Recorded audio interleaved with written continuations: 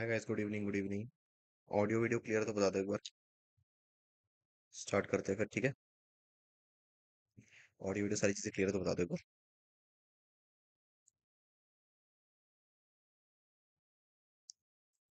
Good evening Jagriti, good evening Abhilipsa, Doremi, good evening.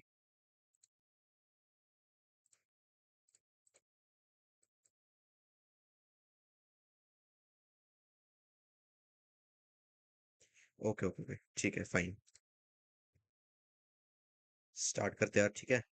आज last chapter है basically हमारा, तो अच्छे से करते हैं इसको।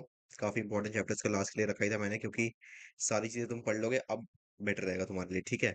दो मैंने सोचा था इसको एक क्लास में खत्म कर देंगे, बट यूनिट्स एंड मेजरमेंट्स की जितनी भी हमारी डायमेंशनल टेबल्स वगैरह होती है, उसको हम नेक्स्ट क्लास में डिस्कस करेंगे, क्वेश्चन प्रैक्टिस करेंगे। तो एक क्वेश्चन प्रैक्टिस क्लास अलग से रखूंगा मैं। बाकी उसके अलावा थ्योरेटिकल पार्ट मैक्सिमम हमारा आज कवर हो जाएगा, ठीक है। चलो, मेंटोरशिप के बारे में तुम्हें पता ही है यार, मेंटोरशिप ज्वाइन कर लो। अभी इस टाइम दिवाली ऑफर आने वाला है काफी जल्दी, प्लस इस टाइम हर वीक, अब जैसे 19 को तुम्हारा टेस्ट है, टेस्ट के बाद अक्टूबर एंड तक सारे फुल सिलेबस टेस्ट भी तुम्हें मिल जाएंगे। तो उसके बाद तुम टेस्ट देकर अपनी रैंक को इम्प्रूव कर सकते हो, अपने आप को तुम्हें पता चल जाएगा तुम कहाँ पर स्टैंड करते हो, ठीक है। तो फुल सिलेबस टेस्ट देना बहुत जरूरी है एंड वो बहुत जल्दी आने वाला है। चलो, ठीक है, चलो यूनिट्स एंड मेजरमेंट्स देख लेते हैं। बेसिकली क्या क्या है इस चैप्टर के अंदर। फर्स्ट, उससे पहले हम वेव्स का जो थोड़ा सा पार्ट है, इसको अभी पढ़ना है या फिर लास्ट में पढ़ना है, बताओ। वेव्स का थोड़ा सा जो पार्ट रहेगा हमारा, उसको अभी पढ़ना है या फिर लास्ट में पढ़ना है, बताओ।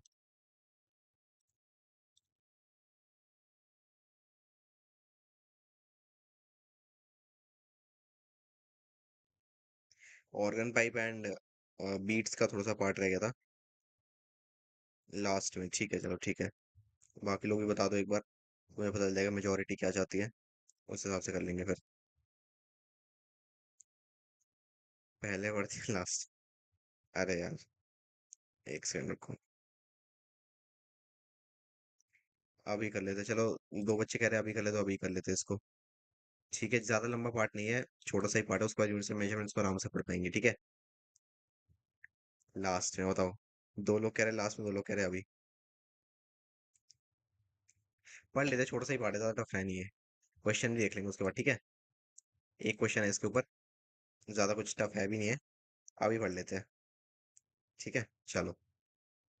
देखो, क्लोज्ड ऑर्गन पाइप में तुम्हें बता देता हूँ बेसिकली क्या होता है। ऑर्गन पाइप ऐसे दोनों साइड से हॉलो होता है, मतलब दो साइड्स होती है इसकी बेसिकली, एक साइड हॉलो एक साइड क्लोज, या फिर दोनों साइड हॉलो या फिर दोनों साइड क्लोज, कुछ भी हो सकता है, ठीक है। तो बेसिकली यहाँ पर क्या होता है, इसमें एक म्यूजिकल इंस्ट्रूमेंट होता है, यहाँ पर हम किसी एक साइड से इसमें हवा डालते हैं and वो फिर म्यूजिक बजता है, जैसे काइंड ऑफ फ्लूट होता है वैसे ही, बट इसकी साउंड बस अलग होती है थोड़ी सी, ठीक है।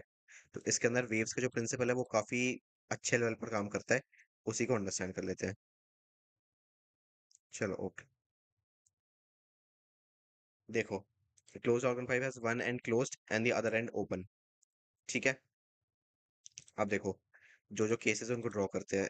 एक हो गया दोनों साइड क्लोज्ड, लेकिन दोनों साइड क्लोज को पढ़ के करना क्या है तुम्हें, वो तो कभी भी नहीं बचेगा। हवा जाने की, हवा ही नहीं जा पाएगी ना उसके अंदर, तो स्पेस ही नहीं है, एम्प्टी, वेकेंसी नहीं है वहां पर बिल्कुल भी। तो उसको पढ़ने का कोई फायदा नहीं, उसको इसलिए नहीं पढ़ते हम। एक साइड क्लोज्ड और एक साइड ओपन हम पढ़ेंगे, ठीक है। इन दिस सेटअप क्या क्या होता है इसके अंदर, उसके ऊपर ध्यान देते हैं। देखो, at the close end there is a node. Node मतलब जीरो डिस्प्लेसमेंट, याद करो, no air movement, zero displacement, ठीक है। नोड, क्लोज एंड पर क्या है, नोड है ऑफ कोर्स। ओपन एंड में क्या है, एंटी नोड है। क्या है वहां पर, maximum displacement, maximum air displacement, सब कुछ वहीं पर है, ठीक है। ओपन एंड पर क्या है, एंटी नोड। एंटी नोड मतलब मैक्सिमम डिस्प्लेसमेंट या फिर मैक्सिमम एयर मूवमेंट, ठीक है। चलो, वेव पैटर्न क्या होता कैसा होगा इसके अंदर देखते हैं। The air pressure and displacement form a standing wave with a node at the closed end an anti node at the open and, ये तो तुम्हें पता ही चल गया होगा। एक साइड पर तो नो डिस्प्लेसमेंट, तो एक साइड पर क्या होगा, नोड। दूसरी साइड पर क्या होगा, एंटी नोड, क्योंकि वहां पर क्या है, डिस्प्लेसमेंट है, स्टैंडिंग वेव है, ठीक है। ये आ गया हमारा इंपॉर्टेंट पॉइंट। ये क्या है, only odd harmonics are possible in a closed pipe. Odd harmonics, harmonics क्या है, स्पेसिफिक पॉइंट्स जहां पर हम फंडामेंटल फ्रीक्वेंसी के साथ कंपेयर करते हैं, ठीक है। मतलब फंडामेंटल फ्रीक्वेंसी क्या हो गई? जो ऑर्गन पाइप की खुद की फ्रीक्वेंसी है, नेचुरल फ्रीक्वेंसी। ठीक है, उसको हमने सेगमेंट वाइज डिवाइड कर दिया। तो first harmonic, second harmonic, third harmonic, fourth harmonic, ऐसे हार्मोनिक्स होते हैं पाइप के अंदर। जहां पर फंडामेंटल फ्रीक्वेंसी, कोई बात नहीं प्राची, नो प्रॉब्लम, जहां पर फंडामेंटल फ्रीक्वेंसी क्रॉस कर जाती है ऑर्गन पाइप, वो क्या हो जाता है? उसको हम कहते हैं ओवरटोन। सिंपल बात है। ठीक है, ओवरटोन के ऊपर क्वेश्चन बना नहीं है, वेव्स के ऊपर ही क्वेश्चन नहीं बनता वैसे तो, बट ठीक है, इसको बस पढ़ना है इसलिए पढ़ रहे हैं हम। Only odd harmonics are possible in close pipe, मतलब यहाँ पर सेकंड हार्मोनिक, फोर्थ हार्मोनिक, ये चीजें नहीं होती। यहाँ पर क्या होता है? Direct first harmonic, third harmonic, fifth harmonic and so on, odd integers के अंदर। ठीक है, देख लेते हैं इसके अंदर और क्या क्या है। The length L of the pipe is one quarter of the wave length, मतलब लैम्डा जो भी इसकी वेव लेंथ है उसका वन फोर्थ होती है पाइप की लेंथ। ठीक है, वन क्वार्टर मतलब one fourth, one by four. ठीक है, ऑफ लैम्डा वन। फॉर्मूला क्या हमारे पास? Lambda one is equal to four L, या फिर lambda by four is equal to L. Simple, यही फॉर्मूला डायरेक्ट। ठीक है, नेक्स्ट देखते हैं। The frequency of the first harmonic is F1 is equal to V by lambda 1 which is equal to V by 4L, of course, क्योंकि सबसे पहली बात, frequency का फॉर्मूला क्या होता है? फ्रीक्वेंसी क्या होती है? वेलोसिटी अपॉन में वेवलेंथ, है ना? एंड वेवलेंथ कितना है यहाँ पर? 4L, तो इसलिए हमने फ्रीक्वेंसी को क्या लिखा है? वेलोसिटी अपॉन में 4L। ठीक है, किसी को दिक्कत तो नहीं यहाँ पर? ये है किसके अंदर? क्लोज्ड के अंदर। ठीक है, ओपन के अंदर कुछ और केस होगा। चलो, हायर हार्मोनिक्स में क्या होगा? The second harmonic does not exist in a close pipe, पहले बता दो तुम्हें, इवन नंबर्स के अंदर हार्मोनिक्स नहीं एग्जिस्ट करेंगे। The next node is third harmonic which has three fourth of a wavelength in the pipe, मतलब यहाँ पर फॉर्मूला क्या हो जाएगा? हार्मोनिक्स के हिसाब से जो फॉर्मूला चेंज होता रहेगा। यहाँ पर देखो, लैम्डा थ्री कितना है तुम्हारा? 4L/3, मतलब F3। लैम्डा कितना है देखो, फ्रीक्वेंसी कितना है? वेलोसिटी अपॉन में लैम्डा, तो लैम्डा कितना है यहाँ पर? 4L/3, 4L/3, तो फ्रीक्वेंसी कितनी होगी? वी बाय लैम्डा है ना, तो ये वी बाय लैम्डा से क्या हो जाएगा? इसका जो थ्री है ये ऊपर चला जाएगा, तो 3V/4L। ये कहाँ पर है? ये है थर्ड हार्मोनिक में। ठीक है, सिमिलरली फिफ्थ और हार्मोनिक में न्यूमरेटर में टू और ऐड कर दो। ठीक है, तो वो क्या हो जाएगा? 5/4, ऐसे 7/4, ऐसे ही चलता रहेगा हर हार्मोनिक में। नीचे का जो डिनोमिनेटर है 4, ये कांस्टेंट रहने वाला है, ऊपर न्यूमरेटर चेंज होगा कॉन्स्टेंटली बस। ठीक है, चलो, इसलिए अब कुछ भी हार्मोनिक है उसका फॉर्मूला क्या होगा? FN, nth हार्मोनिक पर 2n, n इंटीजर क्या होगा? सिर्फ और सिर्फ ऑड नंबर्स, क्योंकि इवन हार्मोनिक्स एग्जिस्ट नहीं करते क्लोज पाइप में। ये कितना होगा? 2n-1 इंटू में F1, जो भी फर्स्ट हार्मोनिक की वैल्यू है, या फिर डिवाइडेड बाय 4 कर देना इसको। ठीक है, चलो, ये इंपॉर्टेंट फॉर्मूला, इसको क्लोज पाइप के लिए हमें याद रखना है। ओपन ऑर्गन पाइप पर देख लेते, देखो ओपन के अंदर क्या होगा? बोथ एंड्स ओपन है, ऑड इवन सब कुछ पॉसिबल है यहाँ पे। ठीक है, ऑड हार्मोनिक्स, इवन हार्मोनिक्स सब कुछ पॉसिबल है यहाँ पर। दोनों एंड्स पर क्या है? एंटी नोड्स है, मतलब maximum displacement, maximum air movement दोनों साइड से हो रही है यहाँ पे। ठीक है, wave pattern standing wave is anti nodes at both ends and nodes inside the pipe, nodes inside the pipe, ये हमारे किस काम का नहीं वैसे, फॉर्मूला एंटी नोड्स के रिस्पेक्ट में ही लगेगा यहाँ पर। The length L of the pipe is half the wavelength lambda one, ये इंपॉर्टेंट पॉइंट है। यहाँ पर पहले क्या था? Lambda one is equal to 4L, यहाँ पर क्या है? Lambda one is equal to 2L, wavelength क्या होगी? एक्चुअल लेंथ की डबल, जो भी ऑर्गन पाइप की लेंथ है उसकी डबल होगी वेवलेंथ फर्स्ट हार्मोनिक में। ठीक है, तो frequency of the first harmonic कितना होगा? Lambda by v by lambda one, मतलब V/2L। सिंपल, जैसे यहाँ पर क्या था? V/4L, V/4L, यहाँ पर क्या आएगा? V/2L। ठीक है, यहाँ पर अनलाइक द ऑर्डर, हाँ, ये हाईलाइट करने वाला पॉइंट है। Unlike the closed pipe and open pipe supports both even and odd harmonics, both even and odd harmonics. ठीक है, सेकंड हार्मोनिक फुल वेवलेंथ, जैसे नॉर्मल तुम एक्सपेक्ट करोगे वैसा ही है यहाँ पर। Lambda two equal to L, F2 कितना होगा? V/L। ठीक है, क्योंकि ये क्या हो जाएगा? ये एक्चुअल में, एक सेकंड को, कहाँ गया? हाँ, लैम्डा वन में फिर ये टू ऊपर भी आ जाएगा, नीचे भी आ जाएगा, तो ये टू कैंसिल आउट होके इसलिए डायरेक्ट एल आ गया यहाँ पर। ठीक है, समझ गया? जैसे फर्स्ट हार्मोनिक में 1/2L है, सेकंड में होगा 2/2L, तो टू से टू कैंसिल आउट हो गया, इसलिए एल बच रहा है सिर्फ। ठीक है, थर्ड हार्मोनिक में कितना हो जाएगा? 2L/3, फ्रीक्वेंसी कितनी हो जाएगी हमारी? 3V/2L, क्योंकि डिनोमिनेटर ऊपर आ गया है। सिंपल है, नहीं तो मैथ से सिंपल कर ही लोगे तुम। एक सेकंड को, लैम्डा टू कितना है? एल, तो ये कितना है, फ्रीक्वेंसी कितनी आएगी, वी बाय एल। ठीक है, यहाँ पर क्या है, लैम्डा थ्री कितना है, two L by three, two L by three. F three कितना आएगा तुम्हारा, फ्रीक्वेंसी थ्री कितना आएगा, three v by two L. ठीक है, three v by two L. Two, ऐसे था, रुको अगर तुम्हें समझ में नहीं आ रहा है, देखो वी अपॉन में टू एल बाय थ्री था, ठीक है, तो थ्री ऊपर चला गया, इसलिए ये क्या बन गया, three v by two L. ठीक है, चलो,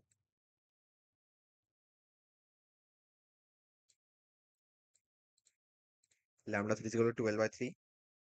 एक सेकंड को लैग कर रहा है क्या ये, ठीक है, ओके।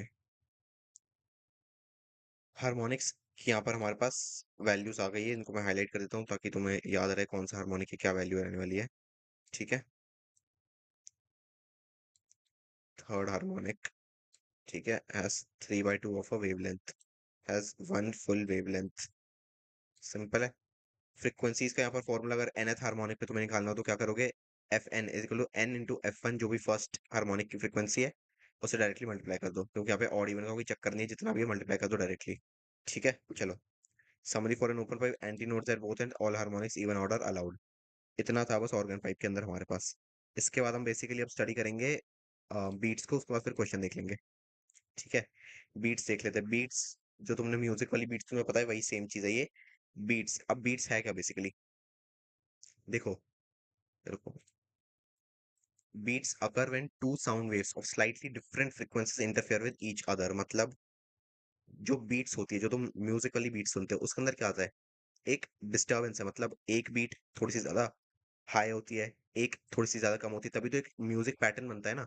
अगर एक ही फ्रीक्वेंसी होती बीट की, तो फिर खुद सोचो, एक फ्रीक्वेंसी अगर होती बीट की, तो फिर वो कुछ ऐसा नहीं चल जाता, बिल्कुल ऐसा कांस्टेंट, एक ही एकदम कांस्टेंट साउंड तुम्हें सुनाई देती। अगर कोई इंटरफेरेंस ही ना होता, या फिर ऐसे समझो, कोई डिफरेंस ही नहीं होता बीट्स के अंदर, फ्रीक्वेंसीज के अंदर कोई डिफरेंस ही नहीं होता, मिसमैच नहीं होता, तो फिर साउंड जो है वो सिर्फ एक ही सुनाई देती है तुम्हें। अगर फ्रीक्वेंसीज डिफरेंट है, तभी एक पूरा का पूरा म्यूजिकल पैटर्न पॉसिबल है, राइट। तो वही चीज है, beats occur when two sound waves of slightly different frequencies, एक सेकंड रुक जाओ, slightly different frequencies interfere with each other. ठीक है, इंटरफेयर विद ईच अदर, ये है important point. Producing a fluctuating sound, fluctuate कर रहा है ना, एक ज्यादा फ्रीक्वेंसी कम फ्रीक्वेंसी की, that alternates between loud and soft. ठीक है, चलो, this fluctuation is called a beat. ये तो सिंपल बात है। बीट्स के अंदर हमारे पास तीन फॉर्मूला होते हैं जिसको हम बार बार रिपीट करते हैं। एक होता है बीट इक्वेशन, फिर बीट फ्रीक्वेंसी, फिर बीट का टाइम पीरियड। देखो, इक्वेशन क्या होती है, Y, beat equation Y is equal to two Y, मतलब तुम्हारा जो भी डिस्प्लेसमेंट है उसको मान लो, Y is equal to two A cos pi F one minus F two into में टी। ठीक है, ये जो तुमने ओरिजिनल वैल्यूज पढ़ी वही है, ये amplitude and frequency time period वही सेम चीजें है ये बीट इक्वेशन है। रेयर चांसेस के आने के, मेन फॉर्मूला ये वाला रिपीट होता है, जिसके ऊपर हम क्वेश्चन भी करेंगे। सबसे ज्यादा ये वाला फॉर्मूला रिपीट होगा तुम्हारा, कौन सा, F one minus F two, beat frequency, beat frequency सबसे ज्यादा इसके ऊपर क्वेश्चन बनते हैं। ठीक है, चलो, बीट पीरियड क्या होगा, टाइम पीरियड, फ्रीक्वेंसी क्या होता है, वन अपॉन टाइम पीरियड, तो टाइम पीरियड क्या होता है, वन अपॉन फ्रीक्वेंसी।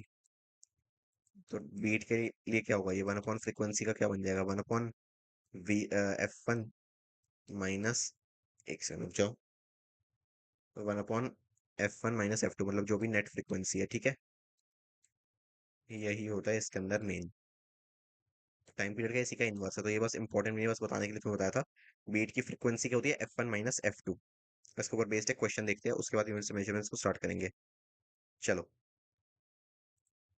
क्वेश्चन क्या कह रहा है, a sound wave travels with the velocity of, ठीक है, क्वेश्चन को अप्रोच कैसे करना है वो समझाता हूँ मैं तुम्हें, देखो, travels with the velocity of 300 metre per second. ठीक है, वेलोसिटी हमें दे दी है, तो वी हमारे पास आ गया है।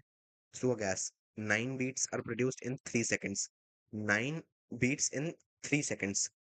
ठीक है, when two waves pass through it simultaneously, one of the waves has 2 meter wavelength, the wavelength of the other wave is lambda 2 निकालना है हमें, lambda 1 कितना है, 2 meters, lambda 2 हमें निकालना है। अब सबसे पहले बताओ फ्रीक्वेंसी क्या होता है। फ्रीक्वेंसी मतलब, अगर मैं डायरेक्ट डेफिनेशन पे जाऊं, फ्रीक्वेंसी मतलब कितना फ्रीक्वेंट है, कितनी बार रिपीट कर रहा है, मतलब तुम्हारे दिन की खाना खाने की फ्रीक्वेंसी क्या है तुम्हारी, या फिर ऐसे समझो खाना खाने की फ्रीक्वेंसी क्या है। तुम दिन में कितनी बार खाना खाते हो, मेजर मील्स अगर मैं बात करूँ, दिन में तुम 3 बार खाना खाते हो। तो 3 हो गया नंबर ऑफ मील्स। ठीक है। टाइम कितने टाइम में, एक दिन में, एक दिन में। सही है। मतलब अज्यूम कर लो ना, तुम दिन में 3 बार खाना खाते हो और एक दिन में खाना खाते हो इतना। एक दिन में 3 बार खाना खाते हो, तो ये क्या हो गई तुम्हारी ईटिंग फ्रीक्वेंसी, एफ। ठीक है, खाना खाने की फ्रीक्वेंसी को मतलब कितनी बार और कितने टाइम में, इसी का रेशियो होता है फ्रीक्वेंसी। तो बेसिकली यहाँ पर भी अगर मुझे फ्रीक्वेंसी निकालनी हो तो क्या निकालना पड़ेगा, सबसे पहले नंबर ऑफ बीट्स निकालो। नंबर ऑफ बीट्स कितनी है, 9। टाइम कितना है, 3 सेकेंड्स, मतलब 3 सेकेंड में 9 बीट्स। ठीक है, तो फ्रीक्वेंसी कितनी होगी इसकी, 9/3। 9 बीट्स कितने में, 3 सेकेंड में। ठीक है, ये हो गया तुम्हारा फ्रीक्वेंसी। सिंपल। फ्रीक्वेंसी का फॉर्मूला होता है, जब हम बीट्स की बात करते हैं, बीट फ्रीक्वेंसी क्या होती है, F1 - F2। ठीक है, अब इसको F1 - F2 से इक्वेट करो। 9/3 कितना होता है, 3। तो 3 final frequency, beat frequency is equal to frequency one कितना होता है, V/λ। फ्रीक्वेंसी क्या होता है, वेलोसिटी अपॉन में वेवलेंथ। राइट। तो बस यहाँ पर वेलोसिटी अपॉन में वेवलेंथ लिखो। वेलोसिटी सेम होगी 300 मीटर पर सेकंड। तो velocity upon λ1 minus velocity upon λ2, F1 - F2। ठीक है। अब इसमें से वेलोसिटी को कॉमन निकालो क्योंकि सेम है वेलोसिटी। तो वेलोसिटी को कॉमन निकालने के क्या बचा हमारे पास, 1/λ1 माइनस 1/λ2। ठीक है। अब हमने क्या किया बेसिकली, यहाँ पर वेलोसिटी कितना था, 300। तो 300 को हमने 3 से यहाँ पे डिवाइड कर दिया और इसको हम लेफ्ट साइड पे लेके आ गए। तो ये क्या बचा, 3/300 इज इक्वल टू 1 अपॉन, एक की वेवलेंथ कितनी दी है, 2 मीटर। तो ये कितना हो गया, 2 मीटर माइनस 1/λ2, ये तो हमें निकालना है। तो 3/300 is equal to half minus 1/λ2। अब यहाँ से λ2 को हम निकाल लेंगे। 3/300 कितना हो जाएगा, 1/100। तो 1/100 माइनस हाफ, सॉल्व करो, इज इक्वल टू 1/λ2। तो λ2 कितना आएगा तुम्हारा, 100/49 which is equal to 2.04 meters. ठीक है, 2.04 मीटर्स। ये है तुम्हारा आंसर। अब किसी को कोई डाउट तो बताओ इस क्वेश्चन में, वरना फिर हम यूनिट्स एंड मेजरमेंट से स्टार्ट करेंगे। इस क्वेश्चन में से कोई डाउट है तो बताओ।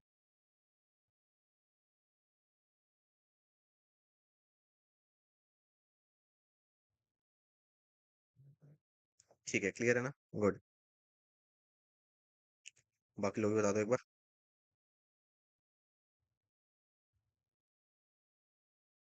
ठीक है, ठीक है, गुड गुड गुड। चलो, यूनिट्स एंड मेजरमेंट से स्टार्ट करते हैं अब।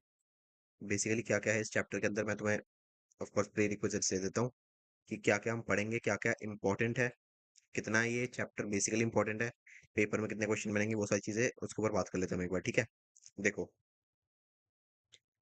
सबसे पहले इसको हम स्टार्टिंग में पढ़ाते हैं, मतलब टीचर से तुम्हें स्टार्टिंग में पढ़ाते हैं, ठीक है, कोई दिक्कत नहीं है उसमें।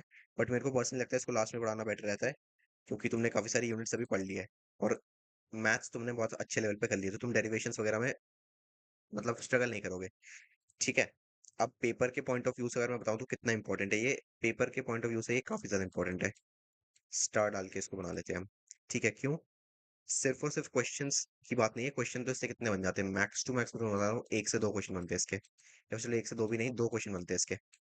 ठीक है, 2 क्वेश्चन इसके बनते हैं पेपर में, लेकिन ये फिर भी इतना इंपॉर्टेंट क्यों है, मेन रीजन देखो, इसके अंदर कॉन्सेप्ट बहुत ज्यादा है, कॉन्सेप्ट इसके अंदर काफी सारा है। तो इसलिए आज न्यूमेरिकल्स करने से ज्यादा मैं तुम्हें क्वेश्चंस को या फिर इसका जो कॉन्सेप्ट है उसको समझाने में टाइम लगाऊंगा सबसे ज्यादा। ठीक है, उसके बाद यहाँ से तुम्हें एक मैथमेटिकल अप्रोच मिलती है, प्लस बहुत सारे चैप्टर्स ऐसे होते हैं जहाँ पे हो सकता है तुम्हें, क्योंकि मेरा काम है चलो तुम्हें पढ़ाना, मैंने तुम्हें सारे फॉर्मूलाज बता दी, सारी चीजें बता दी, सारे क्वेश्चन से बता दी कैसे अटेम्प्ट करने हैं, लेकिन पेपर में गारंटी नहीं है कि तुम्हें सारे फॉर्मूलाज याद रहे। कोई ना कोई फॉर्मूला गारंटीड है कि तुम भूलोगे, अभी भी तुम पार्ट सिलेबस टेस्ट देते हो, फुल सिलेबस टेस्ट कुछ भी तुम देते हो, मॉक टेस्ट वगैरह, कोई ना कोई क्वेश्चन ऐसा होता है जहाँ पे तुम्हें फॉर्मूला याद नहीं रहता। ठीक है, तो वहां पर क्या होता है, हाई चांसेस होते हैं तुमसे क्वेश्चन ना बने। अगर तुम्हें यूनिट्स एंड मेजरमेंट्स पता है, डायमेंशनल एनालिसिस अगर तुम्हें पता है, तो तुम ऑप्शंस को देख के फिगर आउट कर लोगे कि आंसर क्या होगा। काफी सारे केसेस ऐसे होते हैं, तो सिर्फ 2 क्वेश्चन के अलावा भी हो सकता है तुम 1 से 2, एक तो होगा ही होगा, 2 क्वेश्चन भी हो सकते हैं ऐसे जो तुम सिर्फ और सिर्फ डायमेंशनल एनालिसिस के बेसिस पर सॉल्व कर दो। ठीक है, तो इसलिए ये चीज इंपॉर्टेंट हो जाती है। बाकी इसके अंदर फालतू का कंटेंट बहुत सारा है, वो तो मैं तुम्हें पहले बता दूंगा। फालतू कंटेंट इसके अंदर काफी सारे, जैसे सिग्निफिकेंट फिगर्स वगैरह, ये सारी चीजें किसी काम की नहीं आने वाली, वो बहुत ही बेकार चीजें है वो। बस क्योंकि तुम्हें बताना चाहिए मुझे, इसलिए एक बार बता दूंगा मैं। एनसीईआरटी के अंदर गिवन है, उसको हम डेप्थ में बिल्कुल नहीं पढ़ेंगे, ना ही तुम्हें पढ़ना है। क्योंकि तुम खुद सोचो, इतना गंदा कंपटीशन है।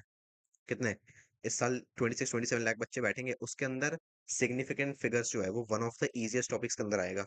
ठीक है, कंपटीशन उन्हें टफ करना है। एनटी के पास और बहुत काम है सिग्निफिकेंट फिगर से उठा के क्वेश्चन बनाने से अलावा। समझ रहे हो? बहुत अच्छे अच्छे टॉपिक्स है। इस चैप्टर के अंदर भी बहुत अच्छे अच्छे टॉपिक्स है। इसके अलावा भी बहुत सारे चैप्टर्स है जहां पर टफ क्वेश्चंस बन सकते हैं, जैसे वेक्टर्स हो गया, वेक्टर से भी टफ क्वेश्चन बन सकता है। लेकिन सिग्निफिकेंट फिगर से क्या ही टफ क्वेश्चन बनेगा? तो सिग्निफिकेंट फिगर्स जैसे टॉपिक से क्वेश्चन बनने की प्रोबेबिलिटी बहुत कम है, एक्सट्रीमली कम है, मतलब जीरो ही मान के चलो। इसलिए उसको लेके इतना स्ट्रेस आउट नहीं होना तुम्हें कि नहीं आता या फिर ऐसा कुछ, वैसे उसके अंदर ना आने वाला कुछ है ही नहीं, बट स्टिल ठीक है। तो इसलिए वो मैं तुम्हें बता दूंगा मैक्स टू मैक्स इसमें। हाँ, लिख देता हूँ मैं कितने क्वेश्चन आएंगे, 2 क्वेश्चन। सबसे ज्यादा इंपॉर्टेंट क्या है इसके अंदर? वर्नियर कैलिपर, क्योंकि उसके ऊपर एक गारंटीड क्वेश्चन बनता है वर्नियर कैलिपर, या फिर तुम कह सकते हो एरर एनालिसिस। लिख देता हूँ मैं एरर। पूरे एरर में से ही एक क्वेश्चन हर साल बन जाता है, तो एरर इंपॉर्टेंट है। एरर एनालिसिस आज पढ़ेंगे। वर्नियर कैलिपर को हम क्वेश्चन प्रैक्टिस वाले दिन डिस्कस करेंगे, क्योंकि आज ऑलरेडी काफी सारी चीजों को पढ़ोगे तुम। ठीक है, एरर है इसके अंदर इंपॉर्टेंट। फिर सेकंड क्या है? Dimensional analysis. ठीक है, ये है मोस्ट इंपॉर्टेंट टॉपिक्स। एक एक क्वेश्चन इन दोनों के ऊपर बन जाएगा। एक इसके ऊपर क्वेश्चन बन जाएगा, एक इसके ऊपर क्वेश्चन बन जाएगा। ठीक है, तो ये one of the most important topics है, कह सकते हो। स्टार्ट करते हैं फिर, ठीक है। चलो, देखो सिग्निफिकेंट फिगर्स। सिग्निफिकेंट फिगर्स क्या होता है, क्या नहीं होता है, वो देख लेते हैं। सबसे पहले देखो, एक कुछ भी तुम नंबर देखते हो अपने सामने, उसके अंदर सिग्निफिकेंट फिगर, सिग्निफिकेंट मतलब तुम कह सकते हो काइंड ऑफ सिग्निफिकेंट मतलब क्या होता है? Important, right? तो उसके अंदर से जो ऐसे समझो, जैसे ये एक नंबर है 45। ठीक है, इसके अंदर पोजीशन तुम्हें पता ही है, 1st पोजीशन है, ये 10th पोजीशन है, राइट? ये सारी चीजें तुम्हें पता ही होगी। तो सिग्निफिकेंट फिगर्स बेसिकली हम क्या पढ़ेंगे? एक नंबर के अंदर कितने फिगर्स है जो हम इंपॉर्टेंट मानते हैं। ये तुम कह सकते हो कहने की बात है। मेन बात क्या है? कितने जीरोस और डेसिमल्स को तुम्हें कैंसिल आउट करके सिग्निफिकेंट फिगर को कैलकुलेट करना है, ये इसके अंदर मेन गेम है। ठीक है, इसके कुछ रूल्स होते हैं, वो मैं तुम्हें बता देता हूँ, उसके बाद ही तुम इसको समझ पाओगे। सिग्निफिकेंट फिगर्स के ऊपर आज तक क्वेश्चन कभी नहीं बना है, तो तुम्हें टेंशन नहीं लेनी है उसके लिए। बस एनसीईआरटी में गिवन है, इसलिए हम इसको पढ़ते हैं। ठीक है, एक नंबर ले लिया तुमने, नंबर के अंदर तुम्हें आइडेंटिफाई करना है कितने फिगर्स सिग्निफिकेंट है। ये बात है। मतलब रूल्स क्या है? All non zero digits are significant. मतलब अगर एक मैंने नंबर ले लिया 45932, मतलब 45,932, ये नंबर, इसके अंदर नॉन जीरो नंबर्स कितने हैं? 4 क्या है? नॉन जीरो है, 5 नॉन जीरो है, 9 नॉन जीरो है, 3 2 सारे नॉन जीरो है, मतलब 1 2 3 4 5, 5 सिग्निफिकेंट फिगर्स है। ठीक है, क्या है इसके अंदर? 5 सिग्निफिकेंट फिगर्स है। सिंपल, ये हो गए significant figures. Next, all non zero समझ गए। All the zeros between two non zero digits are significant. मतलब अगर दो नॉन जीरो डिजिट्स मतलब जो जीरो नहीं है, ऑफ कोर्स जीरो जो नहीं है वो क्या है? Non zero digits. तो यहाँ पे अब नंबर उठा लो कोई भी, 7503, 7503। ठीक है, 7503 जो है, कहाँ पर है वो? मतलब जीरो कहाँ पर है इसमें? जीरो एक नॉन जीरो के लेफ्ट पर है और एक नॉन जीरो के राइट पर है। ठीक है, एक नॉन जीरो के लेफ्ट पर है और एक नॉन जीरो के राइट पर है। तो जीरो यहाँ पर क्या होगा? सिग्निफिकेंट फिगर काउंट होगा। मतलब यहाँ पर कितने सिग्निफिकेंट फिगर होगा तुम्हारे पास? 4। यहाँ पे कितने सिग्निफिकेंट फिगर्स होगा तुम्हारे पास? 4। ठीक है, अब देखो, यहाँ पर एक एग्जांपल और ले लेता हूँ मैं। जैसे मान लो 0098, 0098।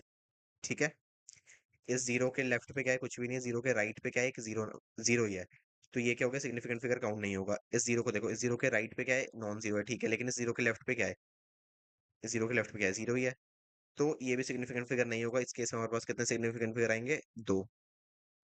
ये कितने सिग्निफिकेंट फिगर्स हो गए? 2। ठीक है, तो इन रूल्स को तुम्हें फॉलो करना है हमेशा।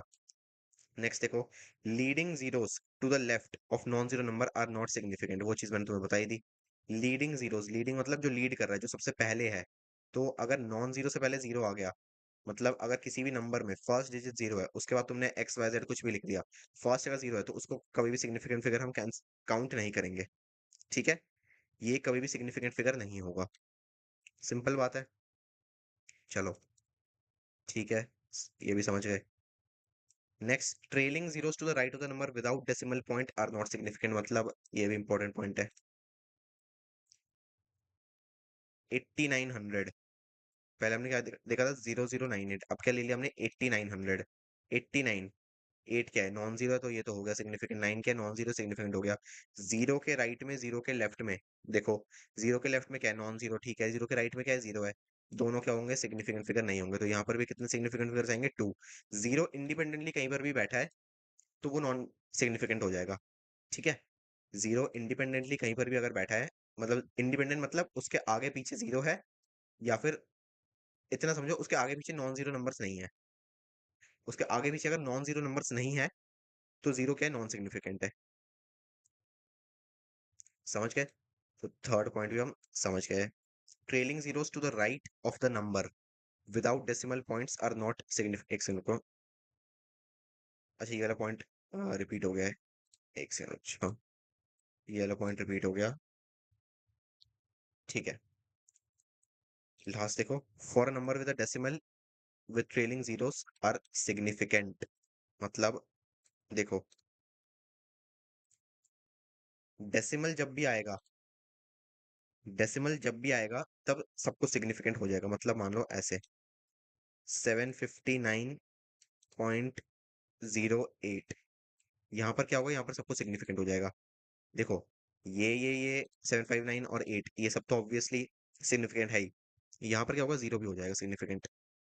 ठीक है, जीरो भी क्या होगा, सिग्निफिकेंट हो जाएगा, क्योंकि डेसिमल आ गया है। यही बस एक डिफरेंस है डेसिमल होने में और नहीं नहीं होने में। वरना डेसिमल जो है वो ऐसे समझो, जो डेसिमल है वो जब भी लगेगा तब 90% केसेस में सारे फिगर सिग्निफिकेंट हो जाएंगे, 90% केसेस में। ठीक है, ये था इसका मेन पॉइंट। अब देखो, अब जैसे यहाँ पर 980, 980 जो है, 980 क्या है, बेसिकली 980 में दो सिग्निफिकेंट फिगर्स है, 9 और 8। ठीक है, लेकिन जब ये 980.05 भी अगर हो जाता है तो भी ये दोनों जीरो क्या हो जाएंगे, सिग्निफिकेंट हो जाएंगे। ठीक है, ये वाले रूल्स बस तुम्हें फॉलो करने हैं, और कुछ नहीं। सिंपल है। सिग्निफिकेंट फिगर समझ में आया तो बताओ।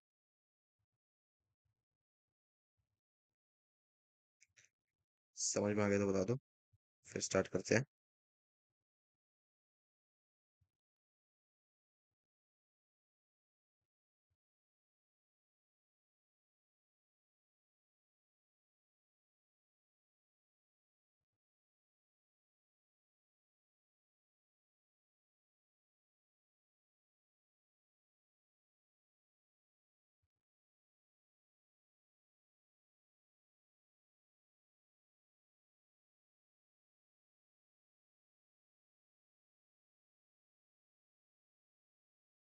क्लियर है ना?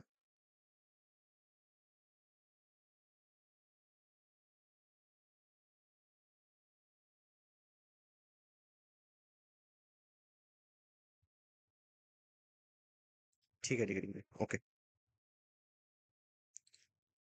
चलो, हाँ एक चीज और जिसमें अगर तुम कंफ्यूज हो जाते हो बाई चांस कि डेसिमल आता है सब कुछ सिग्निफिकेंट, नहीं ऐसा भी नहीं है। अगर 0.01 का केस मान लो तुम, 0.01, यहाँ पर तुम क्या कहोगे, डेसिमल आ गया इसलिए तीन सिग्निफिकेंट, नहीं। यहाँ पर स्टार्टिंग में भी सब कुछ जीरो है। अगर यहाँ पर एक भी नॉन जीरो लग जाता है, इस जीरो से पहले एक भी नॉन जीरो अगर लग जाता है तो सारा सिग्निफिकेंट हो जाएगा। ठीक है, हाँ एंड में जीरोस होंगे वो नहीं होंगे, बट यहाँ पर अगर लग जाता है तो ये सिग्निफिकेंट हो जाएंगे। लेकिन अभी जब 0.01 है सिर्फ हमारे पास, तो यहाँ पर सिर्फ वन निकलेगा हमारा, तो एक ही सिग्निफिकेंट फिगर होगा इसमें। ठीक है, ये केस हो गया, बस इतना ही जानना जरूरी है। इससे ज्यादा क्वेश्चन भी नहीं बनेगा, इसके ऊपर क्वेश्चन बनेगा ही नहीं वैसे भी। ये कहीं पर काम भी नहीं आता, बहुत ही वाहियात चीज है ये। बट ठीक है, हम पढ़ते हैं इसको इसलिए पढ़ा दिया।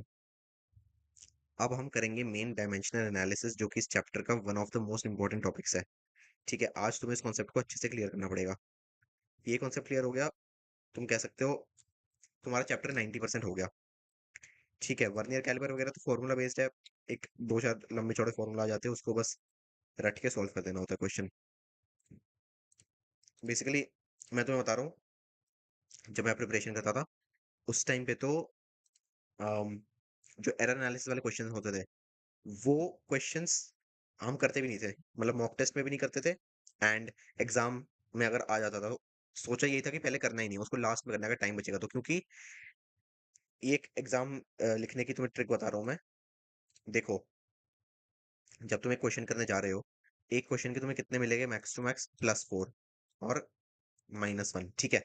ये एक स्कीम है जो कि फिक्स्ड है, चाहे टफ क्वेश्चन हो, आसान क्वेश्चन हो, लेंदी क्वेश्चन हो, शॉर्ट क्वेश्चन हो, मार्किंग स्कीम चेंज नहीं हो रही। सब्जेक्टिव पेपर नहीं है, बोर्ड का पेपर नहीं है कि बड़ा क्वेश्चन है तो अटेम्प्ट कर लिया तो इसके मार्क्स ज्यादा मिल जाएंगे, ठीक है। तो यहाँ पर तुम्हें टफ क्वेश्चन के पीछे नहीं भागना है, या फिर लेंदी क्वेश्चन के पीछे तुम्हें नहीं भागना है। तुम्हें क्या करना है, टफ या फिर लेंदी क्वेश्चन को एक सेकंड के लिए साइड पे हटाना है, और जो इजी वाले उनको सबसे पहले अटेम्प्ट करना है। टाइम बचता है, तुम्हें लगता है कि हो जाएगा, तो उसको स्टार्ट करो। क्योंकि जो यहाँ पर एरर एनालिसिस वाले क्वेश्चंस आएंगे वो बेसिकली कैसे है, परसेंटेज निकालो, एवरेज निकालो, एवरेज निकालने के बाद उसकी परसेंटेज निकालो, समझ रहे हो। तो वो क्या है, सिर्फ नॉर्मल मैथ्स उसके अंदर प्लस माइनस डिवीजन वाली कॉम्प्लिकेटेड चीज है, टाइम कंज्यूमिंग चीज है, वो उसको तुम्हें नहीं टारगेट करना है। वो सबको पता है वो हो जाएगा क्वेश्चन, लेकिन वो क्या करेगा, वो बदले में तुम्हारे 2 से 3 मिनट निकाल देगा। उतने में तुम बाकी क्वेश्चन 1 से 1.5 मिनट के अंदर सॉल्व करो और अपने मार्क्स निकालो, समझ रहे हो।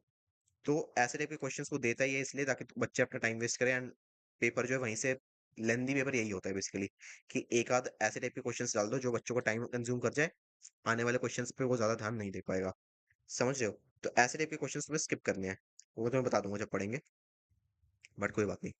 अभी डायमेंशनल एनालिसिस पे मेन फोकस करते हैं कि डायमेंशनल एनालिसिस बेसिकली है क्या। देखो, हम लोग बहुत सारी यूनिट्स पढ़ते हैं, है ना। यूनिट्स मतलब, जैसे मैंने तुम्हें बता दिया कि किसकी लेंथ 5 है, एक रॉड है उसकी लेंथ है 5, ठीक है। 5 क्या है, 5 मीटर है, या फिर 5 किलोमीटर है। 5 किलोमीटर की रॉड पॉसिबल नहीं है बट स्टिल, या फिर 5 सेंटीमीटर है, समझ रहे हो। तो यूनिट्स यहाँ पर इंपॉर्टेंट रोल प्ले करती है, ठीक है। अब एनसीईआरटी के अंदर बहुत सारी चीजें दी हुई कि पहले कैसे करते थे यूनिट्स को, मतलब चीजों को मेजर कैसे करते थे, फुट स्टेप से करते थे मेजर, उसके बाद हैंड स्पैन से करते थे, वो सारी चीजें तुम्हें नहीं पढ़नी। जितना पढ़ना है उतना मैं तुम्हें बता रहा हूँ। तो बेसिकली क्या है, हर एक चीज को डिफाइन करने के लिए, फिजिकल क्वांटिटीज को डिफाइन करने के लिए हमने क्या किया, यूनिट्स का यूज किया है, ठीक है। यहाँ पर हम मेन 7 फंडामेंटल क्वांटिटीज के बारे में पढ़ेंगे जो कि सबसे इंपॉर्टेंट तुम्हारी क्वांटिटीज है। क्यों है इंपॉर्टेंट, क्योंकि ये फंडामेंटल क्वांटिटीज जो है ये किसी और चीज के ऊपर डिपेंड नहीं करती, ये अपने आप में इंडिपेंडेंट है। तुम इन चीजों को डिराइव नहीं कर सकते, समझ रहे हो। ये सारी चीजें डिराइव नहीं हो सकती, ये एक बॉडी की फिजिकल क्वांटिटी, उसके साथ अटैच्ड है ये चीज, उस बॉडी की एग्जिस्टेंस को ये चीज डिफाइन करती है। लेंथ जो है एक रॉड की एग्जिस्टेंस को डिफाइन करती है, तो तुम लेंथ को कभी डिराइव नहीं कर सकते। Similarly mass, time, electric current, temperature, amount of substance and luminous intensity, इन सारी चीजों को तुम कभी भी जो है डिराइव नहीं कर सकते। ये क्या है, फंडामेंटल क्वांटिटीज, इन्हीं से हम सारी चीजों को डिराइव करते हैं, इनको डिराइव नहीं कर पाते हम, ठीक है। समझ रहे हो क्या कह रहा हूं मैं, मतलब 5 किलोमीटर की एक रोड है, ठीक है, 5 किलोमीटर की रोड है, उसके ऊपर एक गाड़ी, उसको एक गाड़ी या फिर एक बंदा है, उसने इसको कितने देर में क्रॉस किया, मान लो 3 घंटे में या फिर 2 घंटे में, चलो 2.5 आवर्स में इसने इसको कंप्लीट किया, ठीक है। 5 किलोमीटर की रोड को 2.5 आवर्स में उसने कंप्लीट किया है, मतलब 5 किलोमीटर की जो रोड है उसको तुम कहीं से डिराइव थोड़ी कर सकते हो कि 5 किलोमीटर यहाँ से, 5 किलोमीटर कितना है, हमने सीधा मेजर किया, 5 किलोमीटर आ गया। तो ये क्या हो गया, ये हो गया इसका लेंथ, ठीक है। 2.5 आवर्स क्या है, टाइम, कितना टाइम उसने लिया, टाइम भी क्या है, इंडिपेंडेंट फिजिकल क्वांटिटी, टाइम किसका वेट नहीं करती, तुम्हें भी पता है। ग्राफ में जब हम एक्स वाई एक्सेस बनाते हैं तो एक्स एक्सेस पे होता है ना टाइम, क्योंकि टाइम कुछ भी हो, ये वाली क्वांटिटी चेंज करे ना करे, टाइम अपने आप चलता रहेगा, किसी का वेट नहीं करता टाइम, ठीक है। तो बेसिकली रोड जो है इसको तुम डिराइव नहीं कर सकते, रोड की लेंथ को, जो टाइम टेकन है बंदे का उसको तुम डिराइव नहीं कर सकते, लेकिन इन दोनों को यूज करके तुम एक चीज डिराइव कर सकते हो, वो क्या है, इसकी स्पीड, स्पीड मतलब डिस्टेंस अपॉन में टाइम। तो डिस्टेंस कितना है इसका 5 किलोमीटर, टाइम कितना है 2.5 आवर्स। तो स्पीड कितना हो गया इसका 2.5 किलोमीटर पर आवर। ठीक है, 2.5 किलोमीटर पर आवर। ये हो गई मेन फंडामेंटल क्वांटिटीज की बात। फंडामेंटल क्वांटिटीज जो है पहले से प्री एग्जिस्टिंग है, इनको हम डिराइव नहीं कर सकते, ये अपने आप में इंडिपेंडेंट है। इनको यूज करके हम बाकी सारी चीजों को डिराइव करते हैं। ठीक है, ये हो गया तुम्हारा quantity. Where can we find the notes? Aditya Joshi app में तुम जाओगे तो वहां पर तुम्हें शिवा बैच दिख जाएगा। शिवा बैच के अंदर फ्री नोट्स अवेलेबल है। सारे चैप्टर्स के लेक्चर वाइज वहां पर नोट्स है, सारे सब्जेक्ट्स के सारे chapter wise and lecture wise notes वहां पर डिस्ट्रीब्यूटेड है फ्री में, तो वहां से देख सकते हो आदित्य जोशी ऐप से या फिर वेबसाइट से। ठीक है, चलो अब देखो, यहाँ पर जो 7 मेन फंडामेंटल क्वांटिटीज है हमारे पास, length, mass, time, electric current, temperature, amount of substance, luminous intensity. इन सबको एक एक करके मैं डिस्कस करता हूँ। ठीक है, तुम्हें क्या करना है, ये सारी क्वांटिटीज तुम्हें पता होनी चाहिए अच्छे से। इनको तो एकदम रट लो, बिल्कुल अच्छे से। रटना क्या है, ये अभी तो पूरी फिजिक्स पढ़ चुके हो। अगर इनिशियली पहली बार इस चैप्टर को पढ़ा रहा होता मैं तो ठीक है, मैं बोल देता रट लो, लेकिन इतना तो तुम्हें पता ही होगा कि ये सारी क्वांटिटीज क्या है। हाँ, बस ल्यूमिनस इंटेंसिटी हम नहीं पढ़ते उस हिसाब से। बाकी amount of substance, temperature, electric current, time, mass, length, ये सारी चीजें तुमने बहुत बार पढ़ी है, बस एक और इसको याद कर लेना। ठीक है, अब देखो बेसिकली इनको यूज करके हम सारी चीजों को कैसे डिराइव करते हैं वो चीज देखेंगे। प्लस उसके अलावा इनकी एसआई यूनिट देखेंगे, स्टैंडर्ड इंटरनेशनल यूनिट्स। तो एसआई यूनिट्स बेसिकली है क्या, क्यों यूज करते हैं हम इनको, वो सारी चीजें भी देख लेते हैं। देखो, सबसे पहले एसआई यूनिट क्या है। एसआई यूनिट हमें बेसिकली बताती है, या फिर कह सकते हो most conventional form of unit. ठीक है, किसी भी चीज को मेजर करने का मोस्ट कन्वेंशनल फॉर्म जो है वो एसआई यूनिट के अंदर ही होता है। इंटरनेशनली हम एसआई यूनिट्स को ही लेते हैं। इंटरनेशनली एक आध जगह को छोड़ के, एक सिर्फ एक ही कंट्री में, तो यूएसए, वहां पर एफपीएस चलता है। मेन हर जगह तुम्हारा क्या चलता है, एसआई यूनिट। ठीक है, एसआई यूनिट्स में हमें जितने भी क्वेश्चंस आने वाले हैं हमारे पास, उन सबको हमें एसआई यूनिट के अंदर ही रखना है, एसआई यूनिट में हम सॉल्व करेंगे। तो सबकी जो है स्टैंडर्ड यूनिट्स क्या होती है वो हम स्टडी कर लेते हैं यहाँ पर। लेंथ की क्या होती है, मीटर, तुम्हें पता ही है लेंथ की एसआई यूनिट मीटर होती है, बता चुका मैं बहुत बार। मास का क्या होता है, केजी, हमेशा हम केजी में कन्वर्ट करते थे। अब देखो, इसलिए इस चैप्टर को अभी पढ़ाने का फायदा, तुम सारी चीजों को आसानी से रिकॉल कर पाओगे, बहुत फास्ट फास्ट हम चल पाएंगे इस टाइम। टाइम का क्या होता है, सेकंड, हम हमेशा हम सेकंड में कन्वर्ट करते थे। ऐसा यूनिट में अगर करना होता है तो सेकंड में करना पड़ता है। ठीक है, इलेक्ट्रिक करंट का क्या होता है, एम्पियर। ये तो ट्वेल्थ फिजिक्स में तुमने पढ़े हुए इलेक्ट्रिक करंट का। आई, आई का क्या होता है, एम्पियर, है ना। ठीक है, नेक्स्ट क्या है हमारे पास, टेम्परेचर। टेम्परेचर का केल्विन होता है। थर्मल प्रॉपर्टी से मैंने तुम्हें बताया था, टेम्परेचर क्या होता है, kelvin. Amount of substance, amount of substance मतलब कितना सब्सटेंस हमारे पास, उसका क्या होता है, मोल। मोल, ठीक है। मोल तो अपने आप में यूनिट है, 5 मोल, 6 मोल। मोल क्या होता है, number of N A factors. N से मल्टीप्लाई कर दो, एवोगैड्रो कांस्टेंट से मल्टीप्लाई कर दो, मतलब नंबर ऑफ मोल्स आ गए। ठीक है, ल्यूमिनस इंटेंसिटी। ल्यूमिनस इंटेंसिटी क्या है, ल्यूमिनस इंटेंसिटी मतलब इसका एक तो ऐसा यूनिट होता है कैंडेला। यूज नहीं करते हम इसको, सिर्फ एक ही बार आता है ये फिजिक्स में, पूरी यूनिट्स एंड मेजरमेंट्स में, इसके बाद नहीं आता ये। बेसिकली ये है लाइट की इंटेंसिटी, कितनी रोशनी है लाइट के अंदर, ये होता है ल्यूमिनस इंटेंसिटी। ठीक है, ल्यूमिनस इंटेंसिटी कितनी रोशनी किसी चीज के अंदर, मतलब हो सकता है सन भी हो सकता है, वो ट्यूबलाइट भी हो सकता है, कुछ भी चीज हो सकती है वो। ठीक है, इसको हम पढ़ते तो नहीं है वैसे, बट हाँ फंडामेंटल क्वांटिटीज में अगर ये आ जाता है तो तुम्हें पता होना चाहिए। ठीक है, अब इसका जो मेन मैकेनिक्स है उसको हम पढ़ेंगे अभी। ठीक है, मैंने इसके लिए कोई स्पेशल स्लाइड नहीं बनाई है आज। इसको मैंने सोचा था बिल्कुल थ्योरेटिकली अच्छे से क्रिएट कर करके मैं एक्सप्लेन कर दूंगा तुम्हें। ठीक है, तो इसी को अगर तुम नोट्स बना रहे हो तो यहीं से बना लेना। सबसे पहले हमारे पास क्या है, 7 फंडामेंटल क्वांटिटीज, ये हमारे पास आ गया है। अब यहाँ से हम मैक्सिमम चीजों को डिराइव करेंगे। मतलब सबसे पहले इनके सिंबल बना लो। सबसे पहले इनके सिंबल बना लेता हूँ मैं कि क्या क्या होते हैं। लेंथ के लिए हम एल यूज करेंगे, लेंथ का एल, मास का एम। ठीक है, टाइम के लिए टी। ये चीजें रेड से लिखी है मैंने क्योंकि ये सबसे ज्यादा यूज होगी। M L T, M L T सबसे ज्यादा यूज होता है क्योंकि ज्यादातर चीजों में क्या होता है, मास, लेंथ और टाइम, है ना। इलेक्ट्रिक करंट के लिए हम एम्पियर के लिए ए यूज कर देते हैं, टेम्परेचर के लिए के, केल्विन यूज कर देते हैं। अमाउंट ऑफ सब्सटेंस तो मोल होता है, बट इससे हम कुछ डिराइव नहीं करने वाले। ल्यूमिनस इंटेंसिटी का भी कैंडेला से ही हम कर देते हैं, बट इसको भी हम यूज नहीं करेंगे। ठीक है, या फिर इसकी जगह मोल भी लिख देते हैं बहुत लोग, एन भी लिख देते हैं, डिपेंड करता है तुम कुछ भी कर सकते हो, बट सबसे ज्यादा हमारा ये यूज होगा। ठीक है, ये सबसे ज्यादा यूज होगा। ठीक है, अब हर एक चीज को डिस्कस करते हैं।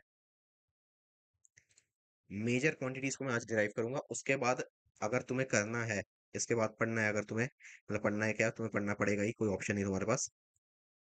एनसीईआरटी खोलो। एनसीईआरटी के अंदर मैं देखता हूँ, अगर मेरे पास भी एनसीईआरटी की पीडीएफ होगी तो मैं तुम्हें शेयर करके दिखा देता हूँ, 2 मिनट रुक जाओ। एनसीईआरटी के अंदर डायमेंशनल टेबल होती है, जो मैं होगी मेरे पास एनसीईआरटी। 2 मिनट वेट करो, मैं दिखा देता हूँ तुम्हें। ठीक है, वहां से तुम समझ जाओगे कि मैं क्या कहना चाह रहा हूँ। हाँ, एक सेकंड रुक जाओ बस। इलेक्ट्रिक चार्जेस की एनसीईआरटी है मेरे पास, यहाँ पर मैं देख लेता हूँ पीडीएफ। एक सेकंड।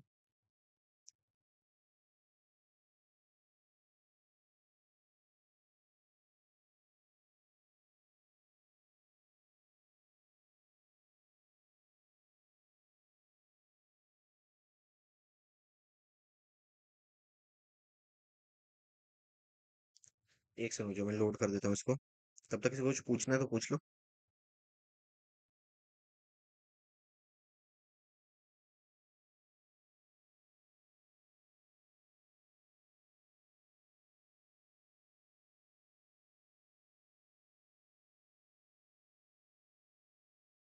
हम्म, ठीक है, आ गया मेरे पास।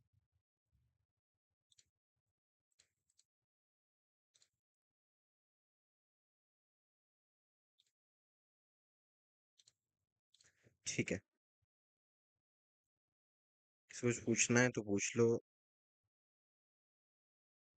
हाँ हाँ, ठीक है ठीक है, मैं चेक कर लूंगा आज प्राची, चेक कर लूंगा मैं आज। देखो, ये इलेक्ट्रिक चार्जेस की एनसीईआरटी खोली है मैंने। ठीक है, तुम्हारे पास तो फिजिकल फॉर्म में हो गया, अभी तो मैं पीडीएफ ही दिखा सकता हूँ तुम्हें। जैसे ही चैप्टर खत्म होता है, ऊपर आना है तुम्हें, ये है बैक एक्सरसाइज वाले क्वेश्चन। ठीक है, सॉरी हाँ, ऊपर है बैक एक्सरसाइज वाले क्वेश्चन। उसके बाद आती है समरी। समरी तुम्हें पढ़नी है, वो how to read physics NCERT उसके अंदर मैंने दिया है, उसके अंदर ये आ जाता है। ये बहुत इंपॉर्टेंट चीज है, इसको तुम मिस नहीं कर सकते। ठीक है, क्योंकि जो भी डायमेंशन पेपर में पूछेगा, जो भी डायमेंशन पेपर में पूछेगा, वो यहीं से निकाल के पूछेगा। समझ रहे हो? वो क्या करेगा, यहीं से निकाल के पूछेगा। तो तुम्हें तब पता होना चाहिए कि कहाँ से जो है ये आया है। अब देखो, एक से रुक जाओ। यहाँ पर जैसे कौन सा लूं मैं, वेक्टर एरिया एलिमेंट ले लो। एरिया, एरिया के यहाँ पर इन्होंने डायमेंशन दिया हुआ है। ऐसे ही हर एक क्वांटिटी का उन्होंने डायमेंशन दिया। मैं ये नहीं कह रहा कि सब कुछ तुम एक दिन में रट लो, लेकिन इसको तुम ये कर सकते हो, बार बार पढ़ो। या तो मैक्सिमम फॉर्मूलाज कहाँ से आया है वो चीज देख लो, मैक्सिमम फॉर्मूलाज को डिराइव करके देख लो, वहां से निकल जाएगा। या फिर कुछ ऐसी क्वांटिटीज होती है जो तुम्हें बहुत टाइम याद नहीं रहती है, जैसे फ्लक्स हो गया, फील्ड हो गया, ये तो चलो बार बार यूज होती है, बहुत बार परमिटिविटी आ जाती है, वहां से तुम कहाँ से डायमेंशन निकालोगे। तो उसके लिए जो थोड़े अजीब टाइप के डायमेंशन होते हैं, या फिर ऐसे टाइप के फॉर्मूलाज जो हम बार बार यूज नहीं करते हैं, उनके जो डायमेंशन होते हैं, उसके लिए एनसीईआरटी की बैक एक्सरसाइज के बाद जो ये टेबल है, डायमेंशनल टेबल, ये काफी ज्यादा इंपॉर्टेंट है। ठीक है, तो इसको मार्क करके रख लो, ये तुम्हें करना है। चलो, अब वापस आ जाते हैं हमारी ओरिजिनल स्लाइड पे। तुम्हें समझ में तो आ ही गया होगा। ठीक है, अब देखो, तो बेसिकली इन तीनों को हम सबसे ज्यादा यूज करेंगे। बाकी फॉर्मूलाज के लिए क्या करना है तुम्हें बता दिया मैंने, रेफर कर लो। ठीक है, जो जो फॉर्मूलाज हमने मैकेनिक्स में मेजरली पढ़े हैं, उनको एक एक करके ब्रेक डाउन करते हैं। ठीक है, सबसे पहले क्या पढ़ते हैं हम, डिस्टेंस या फिर डिस्प्लेसमेंट। डिस्टेंस या फिर डिस्प्लेसमेंट क्या होती है, लेंथ। लेंथ ही होती है डिस्टेंस या फिर डिस्प्लेसमेंट। यहाँ पे लिख देता हूँ मैं, डिस्टेंस और डिस्प्लेसमेंट क्या होता है, लेंथ ही तो होती है। कोई डाउट तो नहीं ना किसको इसमें, लेंथ ही होती है, डिस्टेंस या फिर डिस्प्लेसमेंट।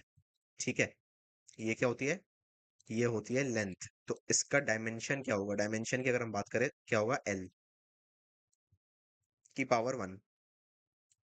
ठीक है, एल की पावर 1, ये होगा इसका डायमेंशन। ठीक है, नेक्स्ट, जितने हो सकते मैं कर दूंगा यहाँ पे। नेक्स्ट क्या हो गया? एरिया। एरिया हमने मेरे को पता है काफी लेट पढ़ा था, बट अभी मैं चलूंगा तो तुम कोऑर्डिनेट करोगे, रिलेट करके पढ़ पाओगे, आसानी से समझ जाओगे। ठीक है। नेक्स्ट होता है एरिया। एरिया क्या होता है? एरिया क्या होता है? जैसे स्क्वायर है, स्क्वायर का एरिया क्या होगा? एक साइड क्या है स्क्वायर की? Length L. एक साइड तो लेंथ है एल, दूसरी साइड भी क्या है? एल। एल को एल से मल्टीप्लाई करेंगे तो स्क्वायर का एरिया आ जाएगा। तो एरिया इज इक्वल टू कितना? एल इंटू में एल, मतलब एल स्क्वायर।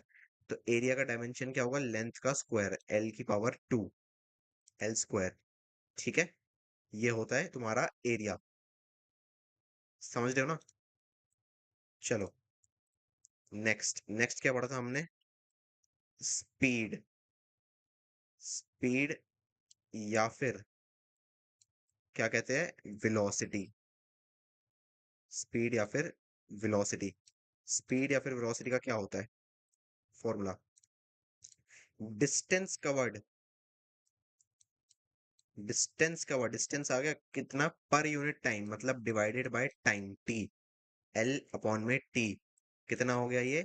एल डिवाइड में टी है ना, तो टी की पावर -1 लिख सकते हैं। तो एल वन टी 1, ऊपर आके क्या होगा? ये -1। तो L1 टी की पावर -1, जहां पर भी 1 होता है सिर्फ वहां पर हम उसको स्किप भी कर सकते हैं, मतलब L1 को तुम डायरेक्ट L भी लिख सकते हो, उसमें कोई दिक्कत नहीं है। ठीक है। चलो, से 10 × 1 को तुम 10 लिख सकते हो ना, वही चीज है। अब 7 लिखते हो तुम, तो 7 को 7 to the power 1 लिखो या 7 लिखो, बात एक ही है। तो यहाँ पर भी बात एक ही है। ठीक है। ये हो गया इसका डायमेंशन, L1 टी की पावर -1, स्पीड या फिर वेलोसिटी। अब ये बात तुमने सीख ली है, इतना तुम्हें समझ में आ गया है। तो यहाँ पे तुम्हें एक और चीज समझ में आ जाएगी। क्या है वो?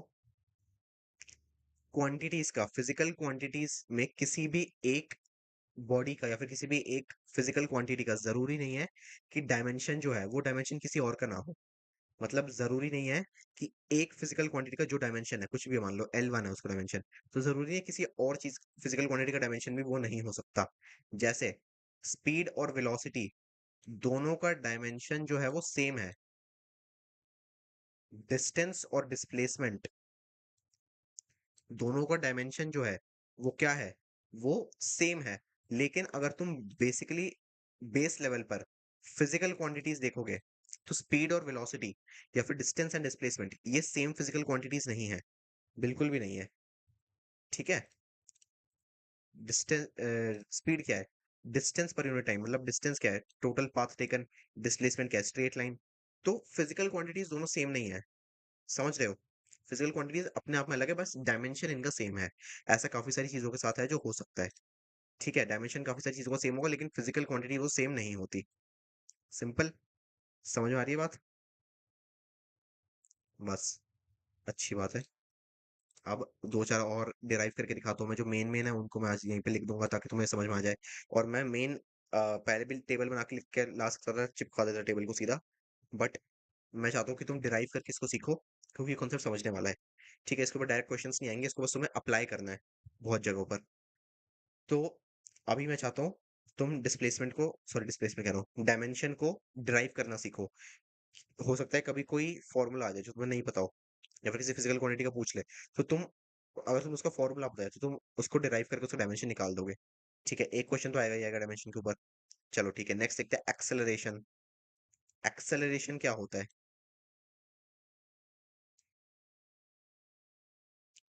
एक्सेलरेशन क्या होता है? चेंज इन वेलोसिटी पर यूनिट टाइम। ठीक है, चेंज इन वेलोसिटी पर यूनिट टाइम। अब देखो, चेंज इन वेलोसिटी, वेलोसिटी क्या है? अभी हमने निकाला है L1 टी की पावर -1, ये क्या है? वेलोसिटी। पर unit time velocity divided by time, ये कितना हो जाएगा टोटल? ये वाला टी भी ऊपर आएगा, माइनस में ही जाएगा ये भी।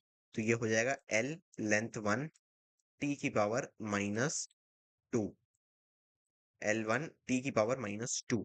ये क्या होगा? एक्सेलरेशन का डायमेंशन। और ये चीज कांस्टेंट है, कभी चेंज नहीं होती, डायमेंशन हमेशा एक्सेलरेशन का L1 टी की पावर -2 ही होगा। ठीक है। इसका क्या होगा? एरिया का एल स्क्वायर। स्पीड या फिर वेलोसिटी का क्या होगा? हमेशा L1 टी की पावर -1। ठीक है। अब हाँ, एक और चीज बता देता हूँ मैं तुम्हें। डिस्टेंस एंड डिस्प्लेसमेंट में, एक सेकंड रुक जाओ, डाउट तो नहीं है, हाँ ठीक है। डिस्टेंस एंड डिस्प्लेसमेंट में डायमेंशंस देखो, और हम हमेशा, मैंने क्या बोला था, मेन क्या हमारा एल एम टी, तो हम एस इस ऑर्डर में लिखते हैं, एम एल टी। ठीक है, तो मैं हर एक को उस ऑर्डर में लिख देता हूँ ताकि तुम कंफ्यूज ना हो। लेंथ का क्या होगा, सॉरी डिस्प्लेसमेंट का क्या होगा, मास कितना है इसका, मास का क्या रोल है, डिस्टेंस या डिस्प्लेसमेंट में मास का कोई रोल है, बिल्कुल भी नहीं है। तो मास क्या होगा, जीरो होगा। लेंथ का रोल है, हाँ लेंथ क्या है, वन है, पावर। टाइम का कोई रोल है, डिस्टेंस या डिस्प्लेसमेंट में नहीं, तो टाइम की पावर भी जीरो होगी, क्योंकि anything to the power zero क्या होता है, वन होता है। 5 की पावर जीरो क्या है, वन। 7 की पावर जीरो क्या है, वन। डबल नाइन की पावर जीरो क्या है, वन। किसी की पावर जीरो क्या होती है, वन।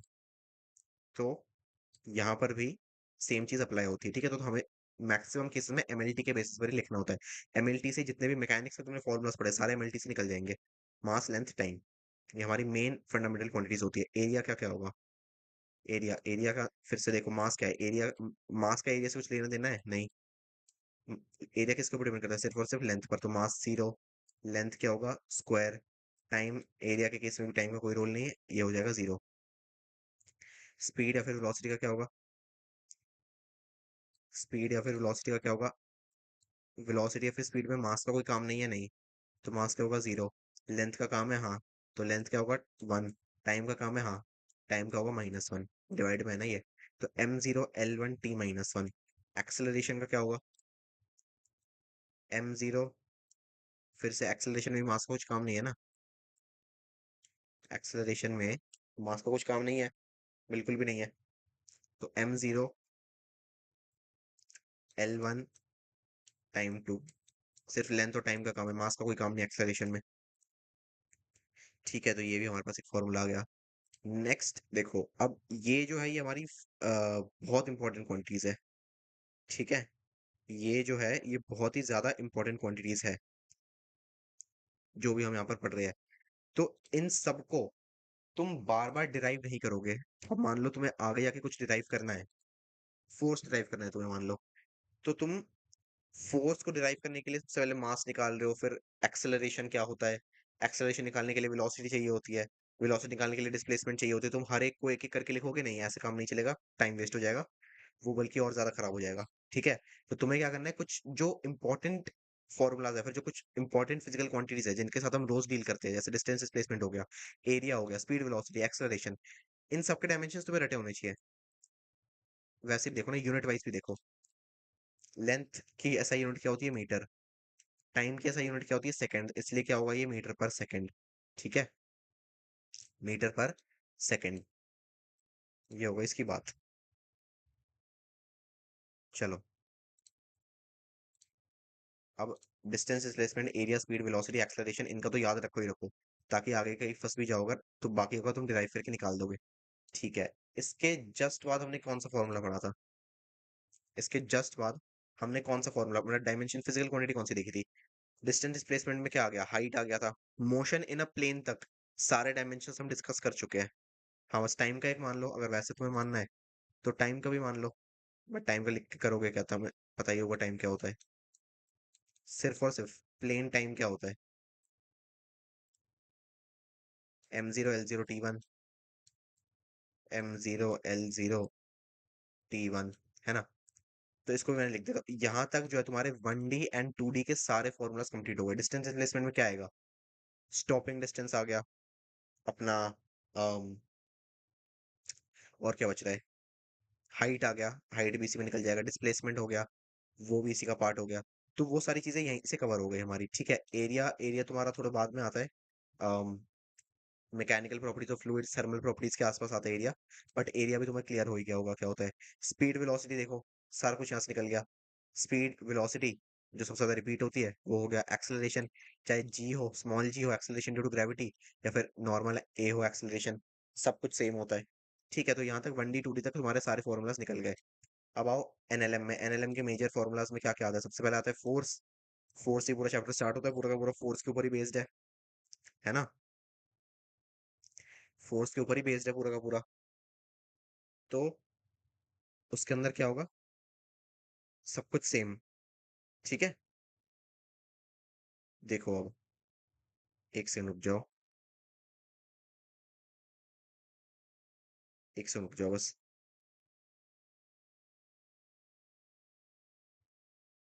ठीक है, देखो, सबसे पहले हम क्या पढ़ते हैं, फोर्स। ठीक है, फोर्स। फोर्स क्या होता है, फोर्स को अगर हमें डिराइव करना हो, कहाँ से डिराइव करेंगे इसको हम? सबसे कॉमन फॉर्मूला होता है सेकंड लॉ ऑफ मोशन से, सबसे पहला फॉर्मूला आता है हमारा फोर्स का क्या होता है, मास, मतलब एम, मास इनटू में एक्सेलरेशन। अब एक्सेलरेशन में फिर से डिराइव नहीं करूंगा, यहीं से उठाएंगे सीधा। क्या होगा, m1 into m0 l1 t की पावर -2। ये क्या होता है हमारा, एक्सेलरेशन, मास इंटू एक्सेलरेशन, यह आ जाएगा फोर्स। तो फोर्स क्या होगा तुम्हारा, mlt-2। अब मैं दो चीजें करना बंद कर दूंगा, क्या, हर केस में जहां पर भी जीरो होगा उसको मैं नहीं लिखूंगा। जैसे वेलोसिटी है, वेलोसिटी को मैं डायरेक्टली l t-1 लिखूंगा, ठीक है। ना ही मैं यहाँ पे 1 लिखूंगा, और ना ही मैं मास के सामने जीरो लिखूंगा, क्योंकि वो लेंदी हो रहा है फालतू में। तुम्हें टाइम सेव करना है, ठीक है, मैंने इनिशियली बताना था इसलिए बता दिया तुम्हें। चलो, क्लियर है इतना? ठीक है, ये हो गया तुम्हारा फोर्स, mlt-2। ठीक है, फोर्स के बाद हम क्या पढ़ते हैं,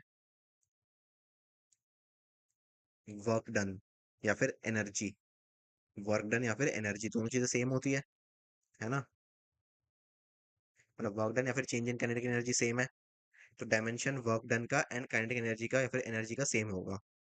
ठीक है, वर्क डन का फिर एनर्जी का सेम होगा डायमेंशन।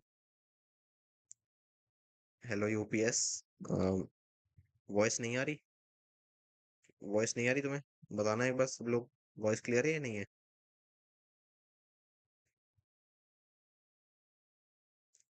हेडफोन्स लगा लो या फिर ईयरफोन्स लगा लो, देखो उसमें हो सकता है क्लियर हो, बट वॉइस तो क्लियर होनी चाहिए। बाकी सब लोग भी बता दो एक बार, वॉइस क्या लो आ रही है?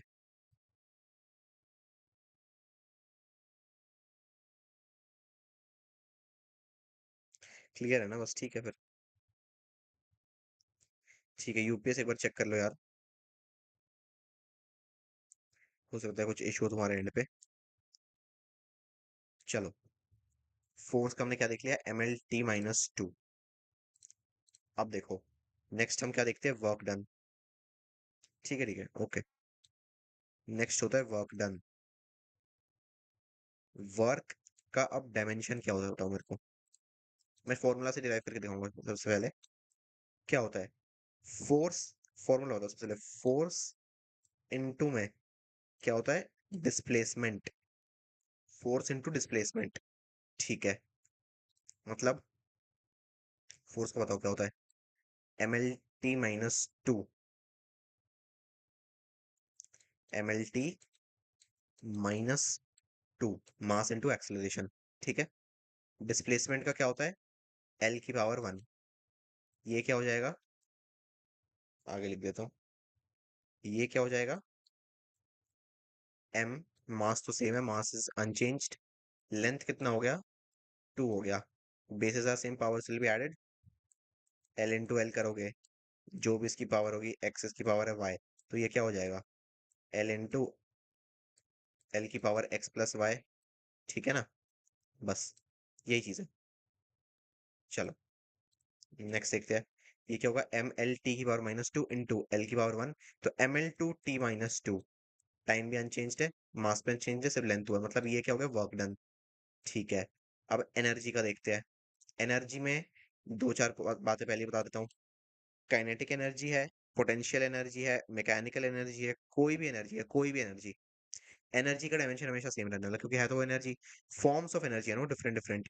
एनर्जी तो एनर्जी रहने वाली, फिजिकल क्वांटिटी वो चेंज नहीं हो रही है, तो डायमेंशन एनर्जी का हमेशा सेम होगा, चाहे तुम पोटेंशियल से डिराइव करो चाहे काइनेटिक से डिराइव करो। ठीक है, चलो, अब मैं बता देता हूँ तुम्हें एनर्जी का, ई एनर्जी सबसे पहले काइनेटिक एनर्जी से डिराइव करके दिखा देता हूँ। जब सारे मैक्सिमम मुझे लगेगा डायमेंशंस कवर हो गए हैं, तब मैं तुम्हें बता दूंगा कि अम, इनके रूल्स कुछ होते हैं एडिशन सब्ट्रैक्शन के, वो क्या होते हैं मैं तुम्हें बता दूंगा। ठीक है, चलो एनर्जी का मैं बता दूं। एनर्जी का फॉर्मूला क्या होता है, काइनेटिक एनर्जी का, काइनेटिक एनर्जी का फॉर्मूला होता है हाफ mv स्क्वायर। ठीक है, हाफ मास वेलोसिटी का स्क्वायर। कोई प्रॉब्लम तो नहीं है इसके अंदर? ठीक है। अब एक बात बताओ, हाफ जो है, हाफ क्या है? हाफ एक कांस्टेंट है, कोई डायमेंशन नहीं है, कोई फिजिकल क्वांटिटी नहीं है, कोई यूनिट नहीं है, तो नंबर है। नंबर्स कुछ भी हो, चाहे हाफ हो, चाहे 1/1000 हो, या फिर 1000 ही हो डायरेक्टली मल्टीप्लिकेशन में, कुछ भी हो, कांस्टेंट को साइड में हटा के रख दो। डायमेंशंस को कुछ लेना देना नहीं है। ठीक है। डायमेंशन अपने आप में इंडिपेंडेंट है, डायमेंशन का किसी भी और बाहर के नंबर से कोई मतलब नहीं है। यहाँ पर हाफ हो, यहाँ पर 5 हो, यहाँ पर 6 हो, कुछ मतलब नहीं, उसको साइड में हटा दो। हमें सिर्फ और सिर्फ फिजिकल क्वांटिटीज पे फोकस करना है, क्या क्या क्वांटिटीज है हमारे पास। तो एनर्जी में हमारे पास सबसे पहले क्या आ रहा है? मास। मास आ रहा है, सही है। मल्टीप्लाइड बाय वेलोसिटी का स्क्वायर। वेलोसिटी का स्क्वायर मतलब into L T minus one. ये क्या है? वेलोसिटी, इसका स्क्वायर। इसको आगे लिखो, क्या आएगा? मास तो अनचेंज रहेगा, जैसा है वैसे ही रहेगा, इनटू लेंथ का स्क्वायर करो। टी इंटू माइनस वन का स्क्वायर करो, क्या आएगा? T to the power minus two. ये क्या होगा? ये एनर्जी का तुम्हारा डायमेंशन। ठीक है। ये है एनर्जी का डायमेंशन। मतलब दो चीजें कंपेयर करो अब। वर्क डन का क्या है? ml2t-2। एनर्जी का क्या है? ml2t-2। मतलब क्या हो गया? ये दोनों सेम क्वांटिटीज हो गई? बिल्कुल भी नहीं। एनर्जी अलग चीज है, वर्क डन अलग चीज है। फिजिकली दोनों चीजें अलग है, लेकिन डायमेंशनली दोनों चीजें सेम है। वही चीज वापस रिपीट हो गई कि दो चीजों का डायमेंशन, दो फिजिकल क्वांटिटीज का डायमेंशन सेम हो सकता है, लेकिन जरूरी नहीं है कि वो फिजिकल क्वांटिटीज भी सेम हो। समझ रहे हो? अब वर्क डन बेसिकली क्या होता है? डेल्टा के ई, चेंज इन काइनेटिक एनर्जी क्या होता है? Work done. समझ रहे हो? तो एनर्जी और वर्क डन के अंदर रिलेशन तो है, लेकिन डायरेक्ट रिलेशन नहीं है। डायमेंशनली ये चीजें सेम है। तो ये बात तो क्लियर हो गई, ml2t-2। ये हो गया हमारा एनर्जी। एक बार पावर देख लेते हैं, पावर के अलावा शायद और कुछ बचेगा नहीं हमारे पास खास। टॉर्क वगैरह देख लेंगे एक बार। ठीक है, चलो। अब पावर बताओ, पावर क्या होता है? फोर्स इनटू में वेलोसिटी, या फिर एनर्जी डिवाइडेड बाय टाइम, कुछ भी कर लो। Force divide, force into velocity कर लो, एफ डॉट वी कर लो, या फिर एनर्जी इनटू टाइम कर, एनर्जी डिवाइडेड बाय टाइम कर लो। ठीक है ना? अब दोनों केस से दिखा देता हूँ। फोर्स इंटू वेलोसिटी कितना आएगा तुम्हारा? एनर्जी पर यूनिट टाइम है, फिर फोर्स इंटू वेलोसिटी। फोर्स क्या होता है? ml2t-2। ml t-2, sorry. ठीक है। Mass into acceleration. वेलोसिटी क्या होता है? lt-1। lt-1, इसको सॉल्व करोगे क्या आएगा? मास तो जैसा है वैसा रहेगा, एल का स्क्वायर हो जाएगा। टी क्या है? Bases are same, powers will be added. तो -2 - 1 कितना होता है? -3। तो ml2t-3। ये क्या है? पावर का formula, dimensional formula. Comma, energy divided by time देख लेते हैं। एनर्जी क्या होता है? ml2t-2। समझ में तो आ रहा है ना तुम्हें सब कुछ? ml2t-2 divided by time. ठीक है, इसको ऊपर ले जाएंगे, क्या होगा ये? ml2 टी ऊपर जाके -1 हो जाएगा, तो ये होगा -3। अब देखो, मैंने दो अलग जगह से डिराइव करके दिखा दिया तुम्हें। अब तुम इसको कहीं से भी डिराइव करो, कहीं से भी, फर्क नहीं पड़ता। ठीक है। इसको तुम कहीं से भी डिराइव करो, फर्क नहीं पड़ता। डायमेंशनल फॉर्मूला हमेशा सेम आएगा। अगर तुम्हारी कैलकुलेशन मिस्टेक है वो अलग बात है, बट डायमेंशनल फॉर्मूला हमेशा सेम आएगा। तो पावर का क्या होगा हमारे पास? ml2t-3। चलो इसको रहने देते हैं। यहाँ से आएगा ml2t-3। ठीक है। इसके बाद देखो, इसके बाद हम थोड़ा सा ग्रेविटी रोटेशन के अंदर जाते हैं। रोटेशन की अगर मैं बात करूँ तो रोटेशन में हमारे पास क्या फॉर्मूलाज आते हैं?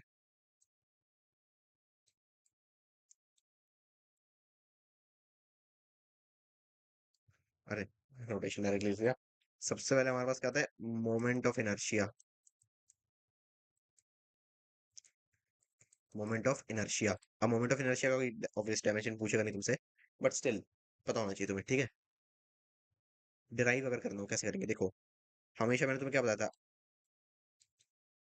M R square. M R square जो है, मोमेंट ऑफ इनर्शिया में हमेशा कांस्टेंट रहता है। ठीक है। अब ये mr²/4 है, mr²/12 है, 2/5 mr² है, 3/5 mr² है, कुछ भी हो, इसके सामने का न्यूमेरिकल कोएफिशिएंट, जैसे जैसे काइनेटिक एनर्जी में हाफ mv² था, इससे हमें कोई मतलब नहीं था। सिमिलरली हमें इससे भी कोई मतलब नहीं है। बाय द वे, इसको तुम mgh से भी डिराइव कर सकते हो, mgh पोटेंशियल एनर्जी से। ठीक है। Mass into acceleration, acceleration to gravity है ना, इनटू में लेंथ। ठीक है, तो ये क्या आएगा, mass into L T minus two into L, height क्या होता है, लेंथ। तो कितना हो गया, M L two T minus two. Formula हमेशा सही होता है, डायमेंशनल फॉर्मूला हमेशा सही आएगा अगर कैलकुलेशन करोगे तो। ठीक है। अब मोमेंट ऑफ इनर्शिया में अगर मैं बात करूँ तो एम आर स्क्वायर हमेशा कांस्टेंट रहता है, एम आर स्क्वायर कभी चेंज नहीं होता है। बाकी हमेशा इसके सामने के कोएफिशिएंट्स, नंबर चेंज होता है, नंबर्स का डायमेंशन से कोई मतलब नहीं है, फिजिकल क्वांटिटी नहीं है नंबर। फिजिकल क्वांटिटी पे फोकस करो। मास क्या होता है, सिंपल मास। रेडियस क्या होता है, रेडियस, डायमीटर, हाइट, लेंथ, सब कुछ क्या आता है, लेंथ के अंदर ही आ जाता है। तो एम एल की पावर टू, ये क्या हो गया तुम्हारा मोमेंट ऑफ इनर्शिया। ठीक है। सर्कुलर मोशन के लास्ट में बताऊंगा मैं तुम्हें।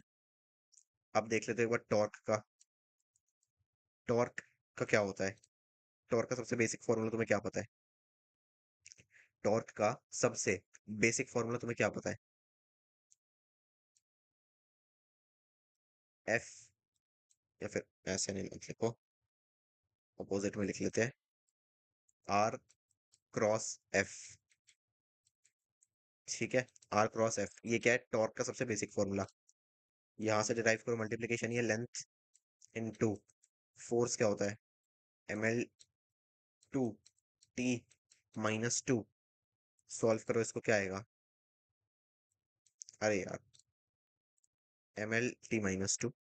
सॉल्व करो इसको, क्या आएगा, मास इनटू में रेडियस, लेंथ होता है, लेंथ का स्क्वायर, टी की पावर माइनस टू। ठीक है। अब देखो, फिर से रिपीट हो रहा है, फिर से रिपीट हो रहा है, एम एल स्क्वायर टी की power minus to.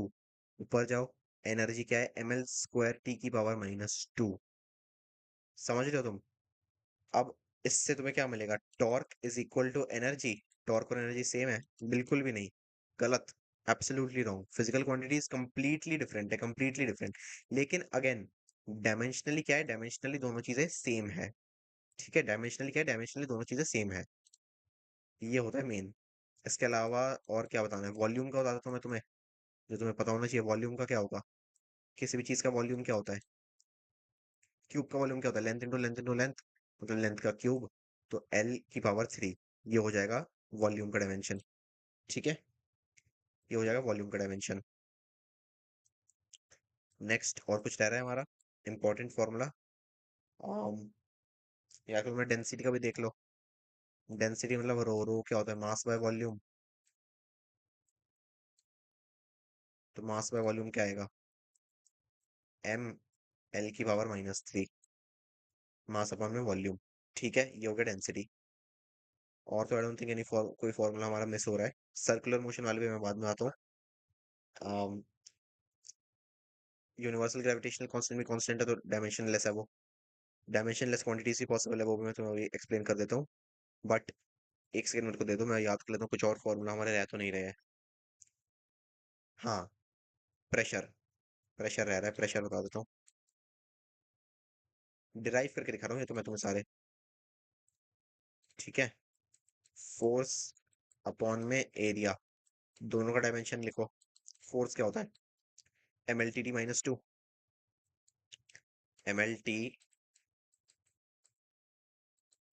Minus two divided by area क्या होता है, लेंथ का स्क्वायर। तो ये क्या हो जाएगा, एम, ये क्या होगा, वन माइनस टू, मतलब minus one, M L minus one T की पावर माइनस टू। कोइंसिडेंटली अगर तुम स्ट्रेस का देखोगे ना, स्ट्रेस, स्ट्रेस का भी सेम आएगा, यंग्स मॉडुलस का भी सेम आएगा। ठीक है। वही आप लोगों ने सिलेबस कंप्लीट किया, हाँ यार सिलेबस कंप्लीट हो चुका हमारा, सारे लेक्चर्स अपलोडेड है। बस इसका एक क्वेश्चन प्रैक्टिस करेंगे एंड वर्नियर कैलिपर में नेक्स्ट में हो जाएगा।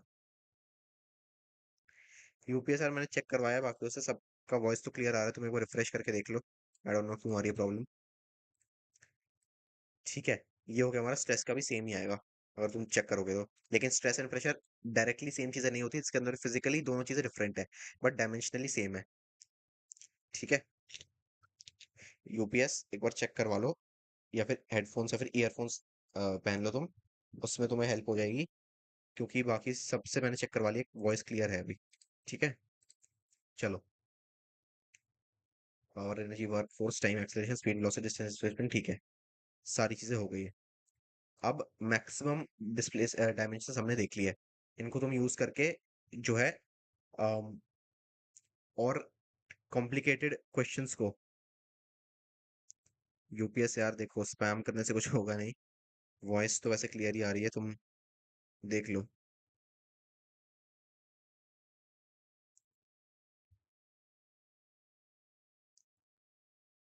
ठीक है, चलो।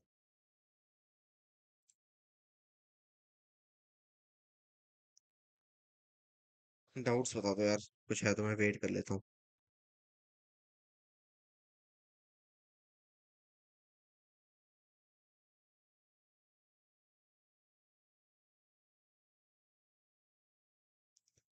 डाउट्स बता दो, मैं वेट कर लेता हूँ।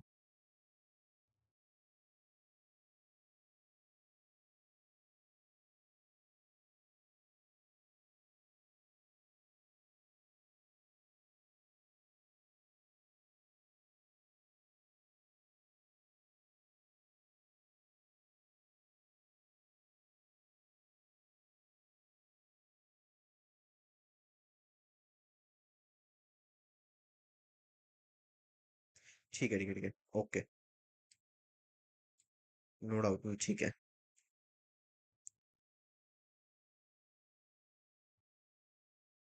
यार स्पैम मत करो एटलीस्ट चैट में।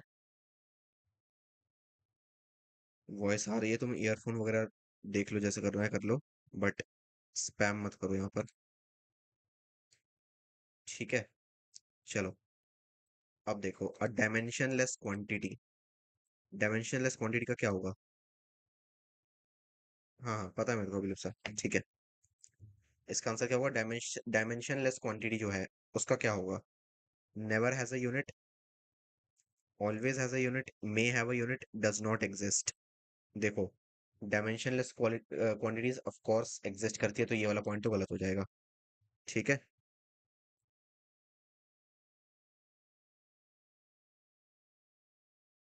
एक सेकंड रुक जाओ यार। क्या हो रहा है भाई चैट में? एक सेकंड रुको, एक सेकंड का टाइम दो मेरे को। एक सेकंड रुको।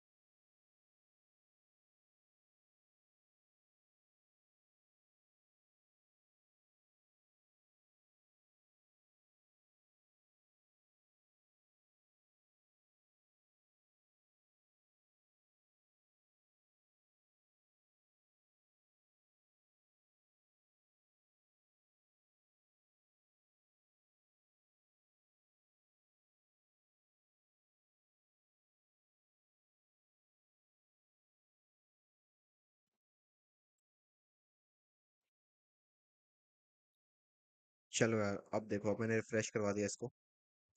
ठीक है। अब तो अगर 1% चांस था अभी ऑडियो ना होने का, अब तो बिल्कुल भी नहीं होना चाहिए, क्योंकि रिफ्रेश करवा दिया मैंने।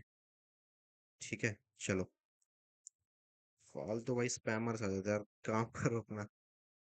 लिटरली मतलब। चलो। देखो, dimensionless quantity does not exist ऐसा नहीं है। अब इसका मेन एग्जांपल मैं तुम्हें जो बता रहा था, मतलब इस क्वेश्चन को रखने का यही रीजन था कि डायमेंशनलेस क्वांटिटीज के बारे में बता देता हूँ मैं। डायमेंशनलेस क्वांटिटीज भी एग्जिस्ट करती है, लिटरली, जिनका डायमेंशन नहीं होता है। ठीक है। ऐसी कौन सी क्वांटिटी? सबसे पहले तो angular displacement. Angular displacement, angular velocity omega. इन ये लोग ये क्वांटिटी जो एग्जिस्ट करती है, समझ रहे हो? मतलब इसका क्या है? रेडियन पर सेकंड है इसका ऐसा यूनिट। इसका क्या है, रेडियन पर रेडियन है इसका। But still dimensionless quantities exist करती है, मतलब ये यूनिट तो है इनके पास लेकिन डायमेंशन नहीं है। तो आंसर क्या होगा इसका? सिंपल आंसर होगा इसका, नेवर हैज अ यूनिट नहीं। ओमेगा को देखो, ओमेगा के पास यूनिट भी है, डायमेंशन यूनिट है लेकिन डायमेंशन नहीं है। ऑलवेज हैज अ यूनिट, ये भी गलत बात है क्योंकि बहुत सारी क्वांटिटीज होती है जिनका डायमेंशन नहीं होता एंड यूनिट भी नहीं होता। ठीक है, तो आंसर क्या होगा इसका? मे have a unit. Yes, correct answer है मे हैव अ यूनिट। तो सर्कुलर मोशन के मैक्सिमम जो भी तुम फॉर्मूलाज पढ़ते हो उसके अंदर यूनिट होती है बट डायमेंशंस नहीं होते। ठीक है, अब बताओ कुछ डाउट है तो।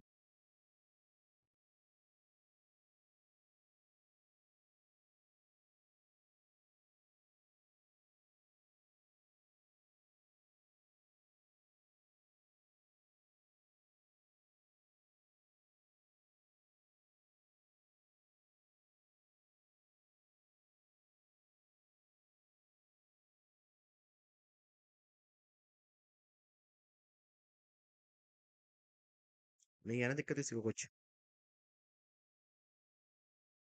ठीक है, गुड। चलो एग्जांपल्स बता देता हूँ मैं तुम्हें सबके। नेवर हैज अ यूनिट, नहीं ऐसा कुछ नहीं है। नेवर बोलना गलत है स्टेटमेंट, क्योंकि यूनिट्स होती है बहुत केसेस में। ऑलवेज हैज अ यूनिट नहीं, ये भी नहीं है। मे हैव अ यूनिट, ये ऑप्शन सही है। May not have a unit, ये भी हो सकता है। क्यों? ऐसा क्वांटिटी जिसका डायमेंशन भी नहीं है एंड यूनिट भी नहीं है, वो क्या होगा? म्यू। म्यू मतलब म्यू क्या है? म्यू है तुम्हारा रिफ्रैक्टिव इंडेक्स। रिफ्रैक्टिव इंडेक्स का नॉट फॉर्म कोई डायमेंशन होता है, ना ही कोई उसका यूनिट होता है। ठीक है, म्यू मतलब कोएफिशिएंट ऑफ फ्रिक्शन, कितना स्ट्रॉन्ग फ्रिक्शनल फोर्स है। अरे यार, इसको फ्रिक्शन ही लिख देता हूँ मैं, तुम समझ जाओगे। ठीक है ना? ये सारी चीजें क्या है? डायमेंशनलेस एंड यूनिटलेस दोनों। थीटा एंड ओमेगा क्या है? Dimensionless but not unitless. ठीक है, चलो नेक्स्ट क्वेश्चन देखते हैं। इसमें ऐसे टाइप के क्वेश्चन ही आते हैं मेजरली तो। ये देखो, ये क्वेश्चन क्या कह रहे हैं हमसे? Which of the following pairs of physical quantities have same dimensions? Dimension same किस किस का है सबका देखते हैं। फोर्स एंड पावर नहीं, अभी हमने देखा था। मैं फिर से लिख दूंगा सबका, बट वैसे बता देता हूँ मैं। फोर्स का क्या होता है? mLT/2। इसका क्या होता है? mL/2T-3। तो ये ऑप्शन क्या हमारा गलत है। ठीक है, टॉर्क एंड एनर्जी। टॉर्क का क्या होता है? Force into radius. तो फोर्स क्या होता है? mL/T-2 इंटू में रेडियस मल्टीप्लाई करोगे तो ये एल स्क्वायर हो जाएगा। एनर्जी का क्या होता है? mL/2T-2। सेम होता है एनर्जी का, तो ये ऑप्शन करेक्ट है। बाकी सब भी गलत क्यों है, सबका देख लेते हैं एक करके। ठीक है, टॉर्क एंड एनर्जी तो कितना होगा? mL/T-2, ये होगा mL/T-2। एनर्जी का तो पता ही है ना, बार बार दिखाया था मैंने तुम्हें। टॉर्क एंड पावर नहीं होगा, क्यों? टॉर्क का कितना है? mL/T-2। mL/T-2 ये है टॉर्क, एंड पावर का क्या है? mL/T-3। ठीक है, फोर्स एंड टॉर्क भी नहीं होगा सिमिलरली। ठीक है ना, समझ गए हो तुम? एक चीज हाँ, इसके अंदर एक और डायमेंशन ऐड कर देता हूँ मैं। कौन सी? मोमेंटम। मोमेंटम मिस इंपॉर्टेंट है, मिस कर गया हमने। 15। क्या है मोमेंटम? मोमेंटम क्या होता है? मोमेंटम क्या होता है? Mass into velocity, MV. तो एमवी मतलब इज इक्वल टू mLT-1। अरे -1, mLT-1। ठीक है, ये होता है मोमेंटम। चलो, ये वाला क्वेश्चन भी क्लियर हो गया। ठीक है, अब हम आ जाते हैं एरर एनालिसिस पर। डायमेंशनल एनालिसिस का हाँ, एक पार्ट और बता देता हूँ मैं तुम्हें। जब चलो इसको क्वेश्चन प्रैक्टिस में करेंगे। क्वेश्चन प्रैक्टिस में मैं एक टफ क्वेश्चन लाऊंगा, उसमें मैं तुम्हें समझाऊंगा, तब तुम्हें बेटर समझ में आएगा। ठीक है, एक क्वेश्चन प्रैक्टिस क्लास लगा दूंगा उसके अंदर में, तब बता दूंगा तुम्हें। चलो एरर एनालिसिस देख लेते तब तक। ठीक है, चलो। एरर क्या होता है? बेसिकली गलतियां। गलतियां सब करते हैं ना, वही चीज है, उसको एनालाइज करेंगे। सबसे पहले एक्यूरेसी क्या होती है? एक्यूरेसी मतलब कितना सही होता है, वही चीज है। Accuracy refers to how close a measure value is to the true और एक्सेप्टेड वैल्यू। कितना क्लोज है एक्चुअल आंसर के, कितना एक्यूरेट है। बताइए एक्यूरेसी क्या होती है, तो बस डेफिनेशन से दे रखी है। An accurate instrument gives readings that are very close to the actual value of the quantity being measured. ठीक है, accuracy is a measure of correctness, कितना करेक्ट है। एग्जाम्पल देखो, if a true weight of an object is 100 grams and a scale measures it 99.9 grams, the scale is accurate because the measurement is close to true value। ठीक है, इसको हम क्या कहेंगे, ये ऑलमोस्ट एक्यूरेट है, क्योंकि एक चीज है, ये क्या कह रहा है, इसको तुमने वेट किया, वेट में कितना आ रहा है इसका वेट, इसका एक्चुअल वेट है 100 ग्राम। ठीक है, उस स्केल पर कितना दिखा रहा है, 99.9, तो वेरी वेरी क्लोज है, तो उसको हम एक्यूरेट बोल सकते हैं। ठीक है, चलो। प्रिसीशन क्या है? Refers to the consistency of repeated measurements. It shows how close the repeated measurements are to each other regardless whether they are accurate। देखो, मतलब यहाँ पर तुम कह सकते हो एक्यूरेसी से उसका कोई लेने देने नहीं है, ये जो भी हमने प्रीवियसली डेटा कलेक्ट किया है उसके ऊपर पूरा का पूरा बेस्ड है। ठीक है, high precision means the repeated measurements produce similar results even if they are not necessarily close to the true value. मतलब क्या करना हमने, ऐसे समझो, एक वेइंग स्केल पर ही 100 ग्राम की डिफरेंट डिफरेंट चीजों को हमने वेट किया। ठीक है, 100 ग्राम की हमने डिफरेंट डिफरेंट चीजों को वेट किया। मतलब एक 100 ग्राम का प्लास्टिक था। ठीक है, उसमें कुछ एक्स आंसर आया। उसके बाद 100 ग्राम का कुछ मेटल था, उस पर वाई हो गया। उसके बाद 100 ग्राम्स का कुछ, मान लो कोई फ्रूट्स थे उसके अंदर, उसको जेड मान लो। उसके बाद 100 ग्राम्स का कुछ, 100 ग्राम्स के पेपर था। ठीक है, तो वो हो गया के। तो एक्स वाई जेड के, हमारे पास चार वैल्यूज आ गई। अब एक्स में उसने मेजर किया, एक्स में इसने मेजर किया कुछ 80 ग्राम्स। ठीक है, वाई में एक्चुअल में सब कुछ 100 ग्राम्स है, लेकिन मशीन कितना वेट कर पा रही है इसके ऊपर है, कुछ मिस्टेक होगी मशीन के अंदर। वाई में जब हमने मेटल का रखा, मेटल में 80 की जगह कितना है आंसर, 95, मतलब काफी क्लोज था। जेड फ्रूट्स की अगर मैं बात करूँ तो ये हो गया कुछ फिर से 87, फ्लक्चुएट होने लगा। के की अगर मैं बात करूँ तो ये बिल्कुल ही 99 आ गया, पेपर की जब मैंने बात करी। तो इसके अंदर हम देखेंगे कि इसका जो एवरेज निकलेगा वो होता है प्रिसीशन। ठीक है, अब ये वैल्यूज अगर मान लो फिफ्टीज में होती, कुछ ये 50 होता, ये 55 होता, ये 57 होता, ये 59 होता, तो इसका जो एवरेज होता वो कुछ फिफ्टीज के अंदर ही आता। उसका एवरेज कितना आता है, लगभग लगभग मान लो 55। 55 और 100 में कितना गैप है, बहुत ज्यादा। तो ये एक्यूरेट तो बिल्कुल भी नहीं है। तो इसलिए प्रिसीशन क्या है, जो भी हमने प्रीवियसली डेटा रिकॉर्ड किया है उसके ऊपर एक एनालिसिस देना, ना कि एक्यूरेसी से, एक्यूरेसी के साथ इसको लिंक करना। ठीक है, एक्यूरेसी इसका कोई मतलब नहीं है। चलो, precision है measure of repeatability और reproducibility। ठीक है, example, if you measure the weight of the same object several times and get 98.5 grams each time, the measurements are precise but not accurate since the true value is 100 grams। ठीक है, the instrument consistently gives the same reading but it is far from the correct value।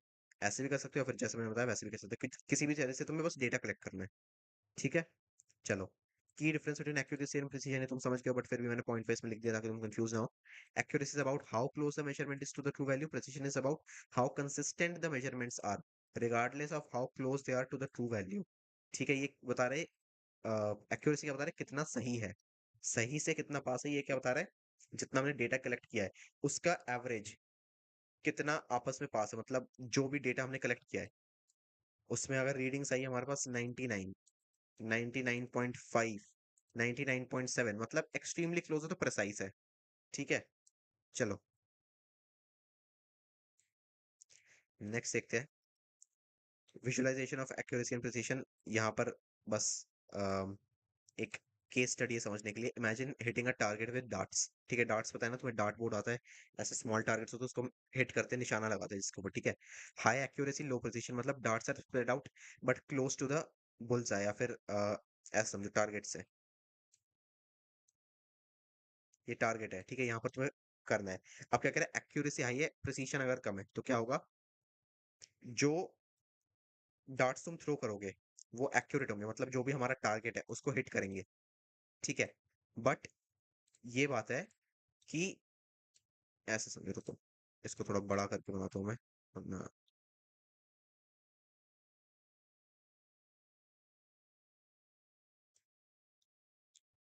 ये देखो, high accuracy मतलब accurate था तुम्हारा निशाना, but precision अगर हम प्रीवियस डेटा देखें तो एक डार्ट शायद साइड में आया था, एक डार्ट शायद इस साइड आया था, दूसरा इस साइड आया था। तो प्रिसाइज नहीं है, एक ही जगह पर बार बार नहीं आ रहा है, ठीक है। एक्यूरेसी एक बार में थी हमारे पास। लो एक्यूरेसी हाई प्रिसिशन मतलब पॉइंट है तुम्हारा यहाँ पर, सारे डार्ट्स आके इस पॉइंट पे इकट्ठे हो गए, सारे निशाने आके इस पॉइंट पे इकट्ठा हुए। तो यहाँ पर क्या हुआ, एक्यूरेसी तो बिल्कुल भी नहीं है, लेकिन हाँ प्रिसाइज है ये, ठीक है। हाई एक्यूरेसी हाई प्रिसिशन मतलब सब कुछ, जितने भी डार्ट्स है वो सारे के सारे टारगेट पर है, जितने भी डार्ट्स है सारे। दोनों लो है मतलब पूरा का पूरा फैला हुआ है, कुछ भी टारगेट पे नहीं आया। कोई यहाँ पे पड़ा है, कोई यहाँ पे पड़ा है, कोई यहाँ पे पड़ा है, समझ गया ना तुम बेसिक। तुम्हें एक ओवरव्यू मिल गया कि प्रिसिशन एंड एक्यूरेसी क्या होता है, ठीक है। चलो एरर्स देख लेते हैं हम। एरर्स भी आते हैं बहुत सारे मेजरमेंट्स में। क्या होता है, errors are deviations of measure value from the true value. True value से गलत है तो एरर आ गया वहां पर। ह्यूमन एरर जिसको हम कहते हैं, गलती हो गई, गलती गलती को कहते हैं एरर, ठीक है। देखना, rise due to limitations in the measuring instruments, जो जिस इंस्ट्रूमेंट से तुम मेजर कर रहे हो, जैसे विंग स्केल हो गया, विंग स्केल में दिक्कत है तो फिर वो एक एरर हो गया। ह्यूमन एरर, तुमसे कोई गलती हो गई तो वो एक एरर हो गया। इन्वायरमेंटल फैक्टर्स, जैसे मान लो इन्वायरमेंटल फैक्टर्स में ये हो सकता है कि बहुत हार्श वेदर कंडीशन है जिसकी वजह से मशीन खराब हो गई, उसने कुछ गलत दिखा दिया, ऐसे, ठीक है। टाइप्स ऑफ एरर्स क्या है, सिस्टमैटिक एरर्स, ये सारे एनसीईआरटी के अंदर है, तो उसी के बेस पे मैं तुम्हें बता रहा हूँ, ठीक है। सिस्टमैटिक एरर्स क्या है, these are consistent and repeatable errors that occurred due to flaws in the measuring instrument or experimental design. मतलब मशीन में कोई दिक्कत है तो सिस्टमैटिक एरर होगा, ठीक है। They cause measurements to be consistently shifted in the same direction, either too high or too low. जो भी तुम रीडिंग लोगे वो बार बार बहुत ज्यादा आएगा या फिर बहुत कम आएगा, ठीक है। एक्यूरेसी मतलब यहाँ पर है तो या तो वो बहुत ज्यादा आएगा तो वो बहुत कम आएगा, ठीक है। ये क्या होता है, मशीन में फॉल्ट होता है तब होता है सिस्टमैटिक एरर। सारी चीजें बस एनसीईआरटी में दी है, इसलिए हम पढ़ रहे हैं, इसका कोई रेलेवेंसी नहीं है पेपर के हिसाब से, ठीक है। एग्जाम्पल से देख लो इसका, जीरो एरर मतलब example, a weighing scale that doesn't read zero when empty, मतलब वेइंग स्केल के ऊपर तुमने अगर कुछ नहीं रखा है तो ऑफ कोर्स जीरो ही आएगा ना वेट। तो अगर कुछ नहीं लिखा है और जीरो नहीं आ रहा है वेट, मतलब दिक्कत है वहां पर, ठीक है। कैलिब्रेशन एरर क्या होता है, the instrument might be improperly calibrated leading to consistently incorrect readings, मतलब उसको तुमने ढंग से डिजाइन ही नहीं किया है। उसको हो सकता है तुमने उसका मीटर जो है वो मीटर ही तुमने गलत हिसाब से सेट किया है, मतलब ह्यूमन एरर हो गया, कैलिब्रेशन एरर, समझ रहे हो, ठीक है। एनवायरमेंटल फैक्टर्स क्या होगा, like temperature changes can affect measurements. Of course अगर तुम एक मेटल रॉड को जो है मेजर कर रहे हो एंड थर्मल एक्सपेंशन की वजह से हीट बहुत ज्यादा है वहां पर, वो क्या कर गया, थर्मली एक्सपैंड कर गया। थर्मली अगर एक्सपैंड कर गया तो ओरिजिनल लेंथ से तो डेविएट हो गया ना, वो गलत आ गया। तो ये सारे हो गए एनवायरमेंटल फैक्टर्स, ठीक है। Systematic errors can often be corrected by calibrating the instrument और adjusting the experimental setup. Of course तुम सेटअप को सही करोगे, तुम टेम्परेचर हाई है तो लो कर दो, मशीन खराब है उसको सही कर दो, तो ऐसे एरर सही हो जाएंगे, ठीक है। रैंडम एरर क्या है, these errors arise from unpredictable fluctuations in measurement conditions और ह्यूमन एरर, ठीक है। ये बेसिक ह्यूमन एरर या फिर कुछ भी अनप्रेडिक्टेबल हो गया तो रैंडम एरर। रैंडम समझते हो ना, रैंडम क्या होता है, वही चीज है। They cause measurements to scatter around the true value and are not consistent, consistent नहीं है, गलत आंसर होता है। रैंडम एरर मतलब कुछ भी रैंडम प्रॉब्लम आ गई है, मेजरली ह्यूमन एरर, ठीक है। मेजरली ह्यूमन एरर्स को अंडरलाइन कर देता हूँ मैं। एग्जांपल देख लो, slight variations in reading a scale, ठीक है। ये तो चलो ऑफ कोर्स हो ही सकता है, जैसे एक स्केल है, स्केल पे 99 ग्राम्स आना चाहिए था बट आ रहा है, या फिर 100 ग्राम्स आना चाहिए था, आ रहा है 95 ग्राम्स। क्या रीजन है, कुछ भी रैंडम रीजन हो सकता है, ठीक है। Random changes in temperature, light और electrical noise in a circuit, of course कहीं पर स्विच थोड़ा सा लूज रह गया, कुछ भी हुआ, ये सारी चीजें रैंडम एरर्स हमारी, ठीक है। नेक्स्ट देखते हैं, random errors can minimize by taking multiple measurements and averaging them, ठीक है। ग्रॉस एरर देखो, ग्रॉस एरर क्या होता है, these are large mistakes made by humans like reading an instrument incorrectly or recording the wrong value, ये बहुत important है। Random error क्या है, स्मॉल मिस्टेक्स है, इनके बिना मतलब ये तो आती ही है, इनको हम अवॉइड नहीं कर सकते काइंड ऑफ। ग्रॉस एरर क्या है, बहुत बड़ी मिस्टेक, जैसे इंस्ट्रूमेंट में जो रीडिंग आई है उसको तुमने गलत लिखा है। जैसे तुम्हें 5 kgs है इंस्ट्रूमेंट में रीडिंग, लेकिन तुमने उस डेटा को तुम नोट डाउन कर रहे हो, तुमने 5 kg की जगह उसको 4 kg लिख दिया है, तो ये तुमसे एरर हुआ, तो ये ग्रॉस एरर है, ठीक है। They can result in outliers, मतलब data points that are far from the expected range, ठीक है। ये तो अब तुम्हारी गलती है पूरी, क्योंकि तुमने डेटा को ही ढंग से इंटरप्रेट नहीं किया है। एग्जाम्पल देखो, misreading a thermometer by 10 degree Celsius, 10 degree एक रैंडम नंबर है, कुछ भी हो सकता है, 100, 5 कुछ भी हो सकता है, ठीक है। Incorrectly recording data due to negligence, of course तुम्हारा ध्यान कहीं और था, तुमने गलत डेटा रिकॉर्ड कर लिया। Correction, gross errors are reduce through careful measurements, proper training, verification of results, ठीक है। ये सब बातें हो गई है हमारी। कैसे तुम इसको सही कर सकते हो, प्रॉपर ट्रेनिंग, थोड़ा ध्यान ज्यादा दो, ये सब फालतू बातें हैं, ठीक है, किसी काम की नहीं है। बस थ्योरेटिकल है इसलिए हमने पढ़ लिया इसको। मेन हमें पढ़ना है क्वांटिफाइंग एरर्स, ठीक है, जहाँ पर हमें न्यूमेरिकल्स बनाने हैं। अब देखो क्वेश्चन क्या है, difference between the measured value and the true value. Absolute error अगर निकालना तो क्या होगा, मेजर्ड वैल्यू क्या है और ट्रू वैल्यू क्या है, मतलब एब्सोल्यूट एरर, मान लो जो मेजर्ड वैल्यू है, जो तुमने मेजर किया है, वो आई है 105, और ट्रू वैल्यू आनी चाहिए थी 100, मतलब एक्चुअल वैल्यू आनी चाहिए थी 100, और तुमने जो मेजर किया वो है 105, तो एब्सोल्यूट एरर कितना होगा, 105 माइनस 100 मतलब 5, ठीक है। It tells you the magnitude of the error without considering its direction, direction से इसका कोई मतलब नहीं है। रिलेटिव एरर क्या है, the ratio of absolute error to true value, मतलब यहाँ पर क्या निकाला हमने, एब्सोल्यूट एरर कितना है यहाँ पे 5, और ट्रू वैल्यू कितने हैं यहाँ पे 100, तो यहाँ पे रिलेटिव एरर कितना हो जाएगा 5/100, 5/100 मतलब 0.05, 0.05, ठीक है। अब परसेंटेज एरर क्या होगा, इस रिलेटिव एरर का परसेंटेज निकाल दो, मतलब 5/100 इंटू 100, मतलब रिलेटिव एरर कितना हो जाएगा यहाँ पे 5%, समझ गए। यहाँ तक सब कुछ क्लियर तो बताओ, कुछ रिपीट करना है तो बताओ। एरर तो बहुत ही आसान है, कुछ टफ तो नहीं है इसके अंदर, कुछ भी अगर रिपीट करना है तो बताओ, वरना फिर क्वेश्चन करते हैं, ठीक है।